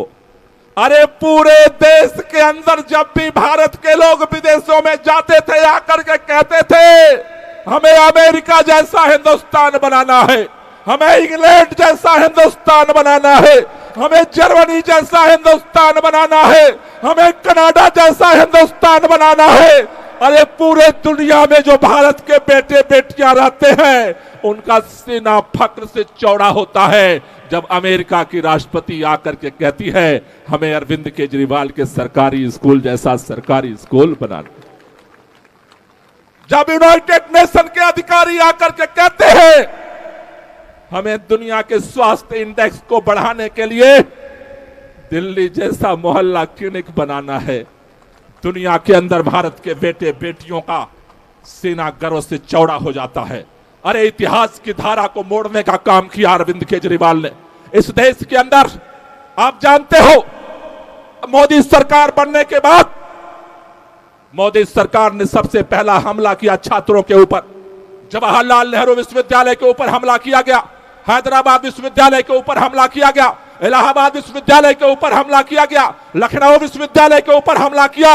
जब पूरे देश के अंदर छात्रों की आवाज को कुचलने का काम मोदी सरकार कर रही थी। इस हिंदुस्तान के अंदर एक शख्स था अरविंद केजरीवाल, जिसने छात्रों के साथ आवाज बुलंद करने का काम किया। इसलिए दर्द है मोदी से। इस देश के अंदर मजदूरों को इंसान नहीं समझता है लोग। पूरे देश के अंदर कहीं पर लोगों को मिनिमम वेज 5,000 मिलता है, कहीं 6,000 मिलता है, कहीं 7,000 मिलता है, कहीं 8,000 मिलता है। अकेला शख्स है अरविंद केजरीवाल। सरकार बनने के बाद सबसे पहला फैसला किया, दिल्ली देश की राजधानी है, अगर पूरे देश के अंदर 7,000 मिनिमम वेज है तो दिल्ली में 14,000 मिनिमम वेज की तैयारी करो। सरकार ने फैसला पास किया, कैबिनेट ने फैसला कर दिया, एलजी ने रोका, हाई कोर्ट ने रोका, सुप्रीम कोर्ट ने उस शख्स ने लड़ाई लड़ करके और इस दिल्ली के अंदर मजदूरों के लिए मिनिमम वेज 14,000 रुपए कर दिया, उनके आंसुओं को पोंछ दिया। ये दर्द है मोदी सरकार का। अरे याद करो किसानों को। हम कहते हैं किसान अन्नदाता होता है और ये सच है। इस देश का किसान अगर अन्न पैदा ना करे तो प्रधानमंत्री कार्यालय में भी भूखे सोना पड़ेगा। कोई ऐसी फैक्ट्री नहीं बने, या तो विदेश से अन्न लाओगे या भूखे सोना पड़ेगा। उस अन्नदाताओं के साथ तुमने क्या किया? अरे साल गुजर गए, इस देश की राजधानी में उनका भी हक है। देश की राजधानी के बॉर्डर पर बरसात में भीगता रहा किसान, तुम चुप रहे। गर्मियों में तपता रहा किसान, तुम चुप रहे। जाड़ों में ठिठुरता रहा किसान, तुम चुप रहे। और जब वो अपनी आवाज को लेकर के इस देश की राजधानी में आगे बढ़ने का काम किया, तुमने कीने बिठा दी। दोस्तों, शर्म आती है। आजादी की लड़ाई के दौरान अंग्रेजों से भी कभी ये हिम्मत नहीं पैदा हुई, अंग्रेजों को भी इस तरह के लोहे के कीलें कभी सड़कों पर दिल्ली के चारों तरफ नहीं बिछाई गई। लेकिन आज तुमने लोहे के कीलें बिछा दी, सैकड़ों किसान शहीद हो गए। तुमने वादा किया था कि तीनों जो काले कानून के खिलाफ लड़ रहे थे किसान, आपको मजबूरी में तीनों कानून वापस लेने पड़े। उत्तर प्रदेश का चुनाव था और तुमने मजबूरी में वादा किया था किसानों से कि चुनाव के बाद एमएसपी का गारंटी कानून आएगा। साल 2 साल गुजर गए, वादा पूरा नहीं हुआ। जब फिर किसान सड़क पर आया, फिर तुमने वो किले निकाल दी, वादा भूल गए। गारंटी तो तुमने किसानों को भी दी थी, लेकिन 2 साल बाद तुमने किले दे करके उनका स्वागत किया। तुम्हारी गारंटी की तो इतनी ही गारंटी है। साथियों, मणिपुर की बहनों को याद करो। मणिपुर के अंदर 1.5 महीना 2 महीने तक हमारी बहनों को निर्वस्त्र करके घुमाया जाता रहा, घरे घरों को धू धू करके जलाया जाता रहा। वहां की सरकार है भाजपा का, मुख्यमंत्री है भाजपा का, देश का प्रधानमंत्री है भाजपा का। मोदी जी हर जगह जाते हैं, कहते हैं डबल इंजन की सरकार, डबल इंजन की सरकार, डबल इंजन की सरकार। मणिपुर में तुम्हारा एक इंजन मणिपुर में है और एक इंजन दिल्ली में है। डबल इंजन की सरकार में मणिपुर जलता रहा, बहनों को निर्वस्त्र करके घुमाया जाता रहा। शर्म नहीं आई? तुम्हारी सारी घिग्गी बंद हो गई, तुम्हारे जुबान से तब भी नहीं आवाज निकली और आज भी आवाज निकली। अगर किसी ने आवाज उठाई, उसका नाम अरविंद केजरीवाल है। इसलिए तुम्हें दर्द होता है। ये जंतर मंतर तो याद होगा। अरे जिन बहनों ने, जिन खिलाड़ियों ने पूरे दुनिया के अंदर भारत का नाम रोशन किया, झंडा लहराया, वही प्रधानमंत्री जी ने बुला करके उनको सम्मानित किया था, बोला था चिंता मत करना, तुम हमारी बेटियां हो। शर्म नहीं आई आपको? सरेआम वो बेटियां अपना मेडल लेकर के इसी जंतर मंतर पे बैठी रहीं और एक दिन आपने पुलिस भेज करके हमारी बहनों को इसी जंतर मंतर से घसीट घसीट करके उठा करके आपने फेंकवा दिया। आपको पता नहीं चला उन बहनों के साथ कौन खड़ा हुआ था? उसका नाम अरविंद केजरीवाल है। इस दिल्ली के लिए अरविंद केजरीवाल काम करता है, लेकिन पूरे मुल्क के अंदर, पूरे देश के अंदर किसी भी कोने ने अगर किसी के साथ अन्याय होता है, अत्याचार होता है, उसकी आवाज में आवाज बुलाने का गुस्ताखी करता है। यही गुस्ताखी है जिसकी वजह से तुम्हें दर्द होता है। लेकिन मैं कहना चाहता हूं, ये जंतर मंतर इस बात का गवाह है, रामलीला मैदान इस बात का गवाह है, दिल्ली की सरकार इस बात की गवाह है, पंजाब की सरकार इस बात की गवाह है। भारत के अंदर भारत का इतिहास सिंधु घाटी की सभ्यता से लेकर के आज तक टेढ़े मेढ़े रास्तों से गुजरा है। भारत के अंदर कई बार संकट आए हैं, लेकिन मैं एक बात आपसे कहना चाहता हूं, जब जब संकट आता है, मां भारती समाधान देने के लिए अपने कोख से बेटे बेटियों को पैदा करके भेजती है।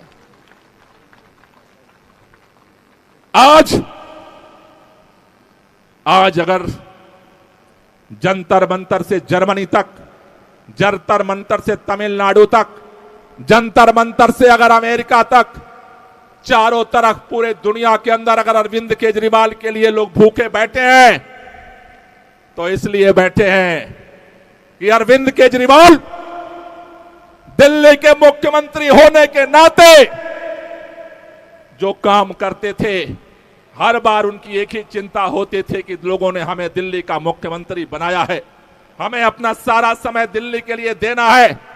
लेकिन शायद देश को यही मंजूर था, कुदरत को यही मंजूर था। आज केवल दिल्ली संकट में नहीं है, आज पूरा देश संकट में है। आज मणिपुर संकट में है, कश्मीर संकट में है, तमिलनाडु संकट में है, झारखंड संकट में है, बंगाल संकट में है, उत्तर दक्षिण पूरब पश्चिम। लोगों के दिलों में एक तिलमिलाहट है, लोगों के दिलों में एक मजबूरी है। करे तो करे, क्या करे? अगर बोलेंगे तो एफआईआर होगा, बोलेंगे तो घर वालों को परेशान किया जाएगा, बोलेंगे तो गिरफ्तारियां होंगी, बोलेंगे तो तिहाड़ देना पड़ेगा। लेकिन दोस्तों, आपसे कहना चाहता हूं, पूरा देश जिस नेता की तलाश कर रहा था, आज अरविंद केजरीवाल केवल दिल्ली का मुख्यमंत्री नहीं, पूरे भारत का नायक बनकर के जेल के अंदर से खड़ा हुआ है। पूरे देश के अंदर लोगों के लिए एक उम्मीद का किरण बनकर के खड़ा हुआ है। भाजपा ही सोचते थे जेल में डालेंगे अरविंद केजरीवाल, ठीक हो जाएंगे। मैं उस दिन अदालत में मौजूद था। पहली बार ईडी आई, बोली हमें रिमांड पर ले जाना है, उसके बाद रिमांड पर ले गई। दूसरी बार ईडी आई, बोले हमें रिमांड पर ले जाना है। तीसरी बार फिर ईडी आई, अरे ईडी का वकील कुछ कहता, उससे पहले अरविंद केजरीवाल ने कहा हम जमानत मांग नहीं रहे आपसे, हम आपसे कह रहे हैं आप जितनी बार चाहे, जितने दिन चाहे ये ईडी वाले अपने कस्टडी में रखना चाहते हैं, हम कस्टडी में रहने के लिए तैयार हैं। जेल के सिकटे हमारी आवाज को, हमारी हौसले को, हमारी ताकत को तोड़ नहीं सकती है। और इसलिए आपसे कहना चाहता हूं, भारतीय जनता पार्टी के नेता चारों तरफ घूम कर कह रहे हैं अरविंद केजरीवाल को इस्तीफा देना चाहिए, अरविंद केजरीवाल को इस्तीफा देना चाहिए, अरविंद केजरीवाल को इस्तीफा देना चाहिए। भाजपाइयों, मैं तुमसे पूछना चाहता हूं, अरे क्या तुमने अरविंद केजरीवाल को मुख्यमंत्री बनाया है जो तुम्हारे कहने से अरविंद केजरीवाल इस्तीफा दे देंगे? अरे दिल्ली के करोड़ों लोगों ने अरविंद केजरीवाल को मुख्यमंत्री बनाया है, दिल्ली के करोड़ों लोगों ने फैसला लिया है अरविंद केजरीवाल बाहर रहेंगे तो बाहर से सरकार चलाएंगे, और जेल के अंदर रहेंगे तो जेल से सरकार चलाएंगे। हमारा हाई कमान भाजपाई नहीं है, हमारा हाई कमान देश के प्रधानमंत्री नहीं है, हमारा हाई कमान इस दिल्ली की जनता है, 2 करोड़, जिनके मोहब्बत और प्यार और आशीर्वाद से अरविंद केजरीवाल मुख्यमंत्री थे, मुख्यमंत्री है, और मुख्यमंत्री भाजपाइयों को दर्द क्या है? कहते हैं ये तो जेल के बाहर था तब भी काम करता था, अब जेल के अंदर चला गया फिर भी काम कर रहा है। वो चिट्ठी लिख देता है, कहता है कि स्वास्थ्य व्यवस्था ठीक करो, वो कहता है पानी की व्यवस्था ठीक करो। अरे अरविंद केजरीवाल वो शख्स है, तुम्हारे सपने में भी आएगा, वहां भी वो दिल्ली वालों के लिए काम करेगा। उसको काम करने से नहीं रोक पाए, तुम्हारी सीबीआई नहीं रोक पाई, तुम्हारे दो एलजी नहीं रोक पाए, तुम्हारा गृह मंत्री नहीं रोक पाया, तुम्हारा प्रधानमंत्री नहीं रोक पाया। पूरे देश की भारतीय जनता पार्टी अगर ठान ले अरविंद केजरीवाल को काम से रोक देंगे, उसकी भी औकात नहीं है कि काम करने से अरविंद केजरीवाल को रोक। इसलिए साथियों, आपसे कहना चाहता हूं, भाजपाइयों को अब अंदर की चिट्ठी से भी दर्द होता है। सुकेश चंद्रशेखर की रोजाना चिट्ठी पार्सल करने वालों को चुने हुए मुख्यमंत्री की चिट्ठी से भी डर लगता है।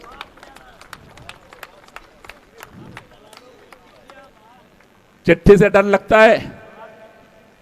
अरे कई भाजपाई घूम करके कह रहे हैं दिल्ली में राष्ट्रपति शासन लगा देंगे, दिल्ली में राष्ट्रपति शासन लगा देंगे। भाजपाइयों, आज इस जंतर मंतर से चैलेंज करना चाहता हूं, दिल्ली के जनता ने दिल्ली के मुख्यमंत्री को मुख्यमंत्री बनाया है, तुम्हारे अंदर हिम्मत है, एक बार दिल्ली में राष्ट्रपति शासन लगा करके देखो, दिल्ली में भाजपा का नाम मिटा देंगे। भाजपा का नाम और निशान नहीं बटेगा भारतीय जनता पार्टी का। लगाओ राष्ट्रपति शासन, देखते हैं तुम्हारे बाजुओं में, तुम्हारी सत्ता में कितनी ताकत है। कहते हो गिरफ्तार कर लेंगे आतिशी को, कहते हो हम सौरभ भारद्वाज को गिरफ्तार कर लेंगे, कहते हो दुर्गेश पाठक को गिरफ्तार लेंगे, कहते हो राघव चड्ढा को गिरफ्तार कर लेंगे। मेरा नाम लिख लो, 24 घंटे तिहाड़ जेल में बैठने को तैयार हूं। दिल्ली के सारे मंत्रियों का नाम लिख लो, हम सब तिहाड़ जेल जाने को तैयार है। दिल्ली के सारे विधायकों का नाम लिख लो, हम सब तिहाड़ जेल जाने को तैयार है। दिल्ली के सारे पार्षदों का नाम लिख लो, हम तिहाड़ जेल जाने को तैयार है। अरे दिल्ली के हर मां बहन का नाम लिख लो जो जेल जाने को तैयार है। तुम्हारी जेलें छोटी पड़ जाएंगे, अरविंद केजरीवाल के सिपाहियों का सीना गिरफ्तारी के लिए कम नहीं पड़ेगा भाई। और वो गलतफहमी थी, 1 महीने से नैरेटिव चला रहे थे मीडिया में, सारे उनके जो भोंपू हैं सारे भों भों कर रहे थे, कहते थे केजरीवाल जाएगा, पार्टी खत्म, विधायक टूटा, ये मोटा, ये झूठा, ये खूटा, ये लूटा। भाजपाइयों, तुम्हारी औकात हमने रामलीला मैदान में दिखाई थी कि तुम्हारी औकात क्या है, और अरविंद केजरीवाल की औकात क्या है हमने दिखाया था। अरे तुम सत्ता के शिखर पर रहते हो, अरविंद केजरीवाल इस देश के दिलों में रहता है। तुम ईवीएम के राजा हो, अरविंद केजरीवाल दिल्ली नहीं पूरे देश के लोगों के दिलों का राजा है।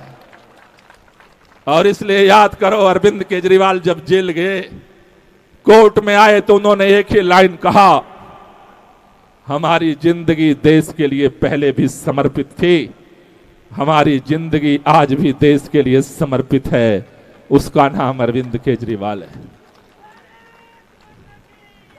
रही बात, साथियों ये बात सच है, जिस समय गिरफ्तारी हुई अरविंद केजरीवाल का पूरे देश के अंदर चुनाव का बिगुल बजा हुआ है।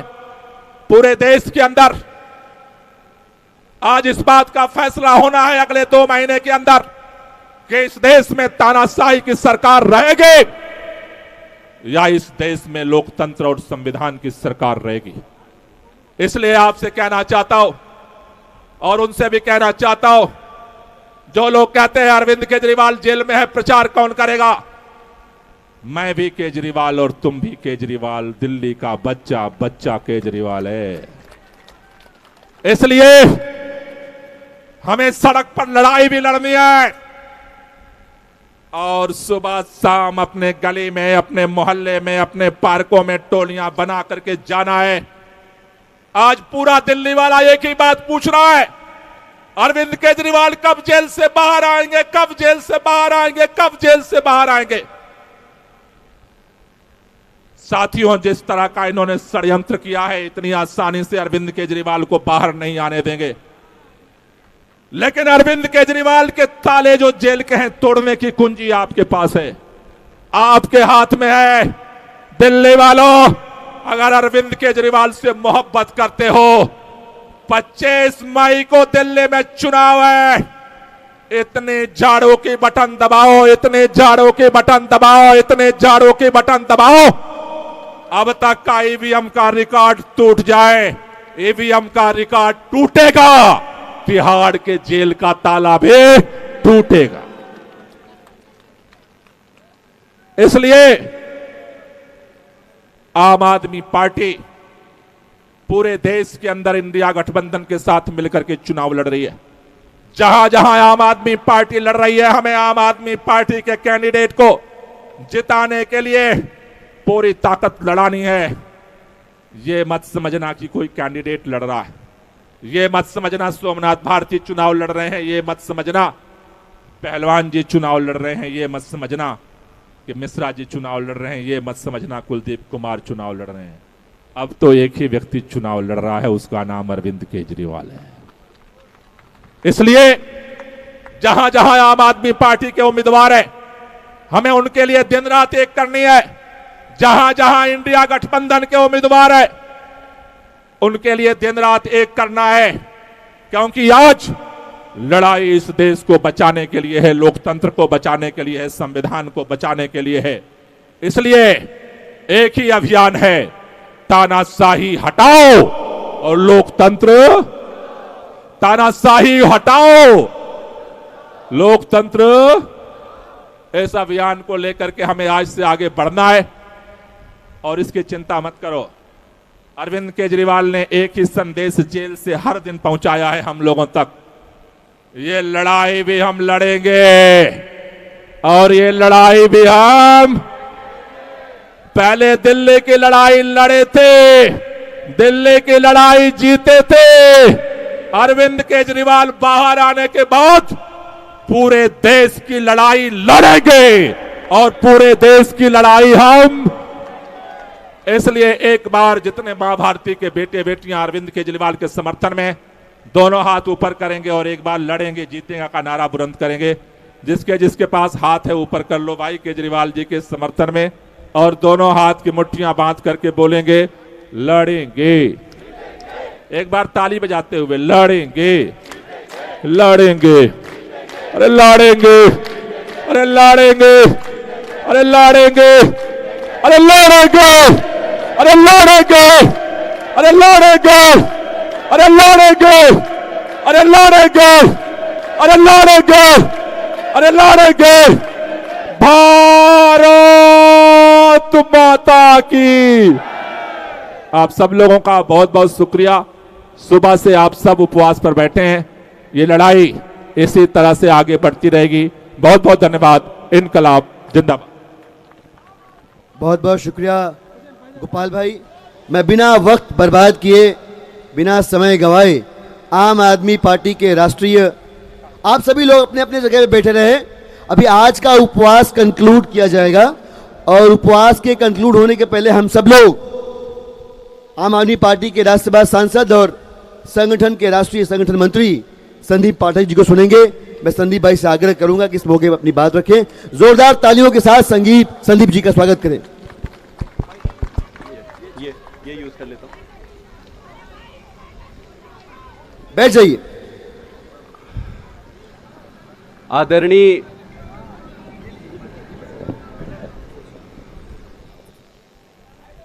आदरणीय संजय सिंह जी, आदरणीय गोपाल राय जी, श्री पंकज गुप्ता जी, मंच पर बैठे हुए सभी हमारे मंत्रीगण, विधायकगण और मेरे सामने बैठे हुए सभी पार्टी के आधार, पार्टी के नींव, कार्यकर्ता, पदाधिकारी, आप सबको मेरा प्रणाम है।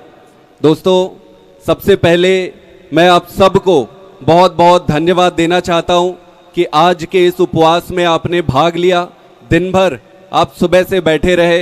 इस देश के कोने कोने में जिस जिस व्यक्ति ने आज अरविंद जी को आशीर्वाद देने के लिए उपवास रखा, आम आदमी पार्टी की तरफ से, आम आदमी परिवार की तरफ से मैं पूरे दिल से आभार व्यक्त करता हूं। दोस्तों, आपको मालूम है कि आपके अरविंद केजरीवाल ने दिल्ली के एक एक परिवार का ध्यान रखा, परिवार में एक अच्छे बेटे की जिम्मेदारी निभाई, एक अच्छे भाई की जिम्मेदारी निभाई, आपके परिवार में अच्छी शिक्षा दी, स्वास्थ्य की व्यवस्था की, सब कुछ किया आपके परिवार को सुखी रखने के लिए। अपना सब कुछ उन्होंने दांव पे लगा दिया। आज आपके नेता अरविंद केजरीवाल जी को इन्होंने जेल में रखा है। आज मुझे लगता है हमारी जिम्मेदारी है, मुझे लगता है आज हमारी बारी है उनको सूद समेत उनके सारे एहसानों का और कामों को चुकाने का। दोस्तों, एक ही शब्द में कह सकता हूं कि सारे मिलके लड़ेंगे, अपनी जिम्मेदारियों का पूरी ईमानदारी से निर्वहन करेंगे। रामायण में एक प्रसंग आता है, उस प्रसंग में ऐसा है कि भगवान राम जब रावण के सामने युद्ध करने जाते हैं तो विभीषण भगवान राम को देखते हैं और रावण को देखते हैं। फिर विभीषण को संदेह होता है कि यार भगवान राम के पास तो कुछ भी नहीं है, रावण के पास बड़े रथ हैं, भगवान राम पैदल हैं, कैसे लड़ेंगे, कैसे जीतेंगे। उनमें लिखा है रामायण में, रावण रति बिरथि रघुबीरा देख विभीषण भयउ अधीरा। विभीषण अधीर हो जाते हैं कि कैसे जीतोगे, इनके पास संसाधन है, इसके पास पैसे हैं, इसके पास अस्त्र शस्त्र हैं, इसके पास सब कुछ है, कैसे जीतोगे। नाथ न पद नहीं तन पद त्राना, यही विधि जीतब वीर बलवाना। विभीषण पूछते हैं भगवान से कि हे प्रभु, इस व्यक्ति से आप कैसे जीतोगे, इसके पास तो संसार के सारे संसाधन हैं। भगवान राम मुस्कुराते हैं, धीरे से कहते हैं विभीषण, सौरज धीरज तेहि रथ चाका, सत्यशील दृढ़ ध्वजा पताका, बल विवेक दम परहित घोरे, क्षमा कृपा समता रजु जोरे। जिसके पास सत्य है, जिसके पास शीलता है, जिसके पास दृढ़ता है, उसको किसी से डरने की जरूरत नहीं है। आज की परिस्थिति इस संदर्भ को सरोकार और जीवंत करती है। एक तरफ प्रधानमंत्री मोदी और उसके सारे संसाधन हैं, दूसरे तरफ हमारे नेता, एक साधारण से चप्पल पहने, साधारण से कपड़े में हमारे नेता अरविंद केजरीवाल जी खड़े। हमें किसी संसाधन की जरूरत नहीं है, हम सच्चाई के साथ हैं। और जिसके साथ आप जैसी सेना हो, भगवान राम के साथ भी वही दिल से जुड़े वाली सेना थे, जिसके पास आप जैसी सेना हो उसको किसी की चिंता नहीं है। दोस्तों, आप सबका बहुत बहुत धन्यवाद। आप सब आए, दिल से आशीर्वाद दिया, इस संघर्ष को आगे जारी रखेंगे। कल से चुनाव की प्रक्रिया शुरू होगी। एक ही चीज कहना चाहता हूं, जैसा कि गोपाल राय जी ने कहा, अगर हिम्मत है तो राष्ट्रपति शासन लगा के देखो, तुमको दिल्ली में निस्ते नाबूद कर देंगे। राष्ट्र नेशनल एंथम, भारत माता की इंकलाब, इंकलाब। अरविंद केजरीवाल, अरविंद केजरीवाल। आप सबका बहुत बहुत धन्यवाद। आप सभी साथियों से आग्रह अपनी जगह पे बने रहें। आप सबके उपवास के तोड़ने के लिए जूस का इंतजाम किया गया है। आप सबके बीच में 25 टीमें हैं।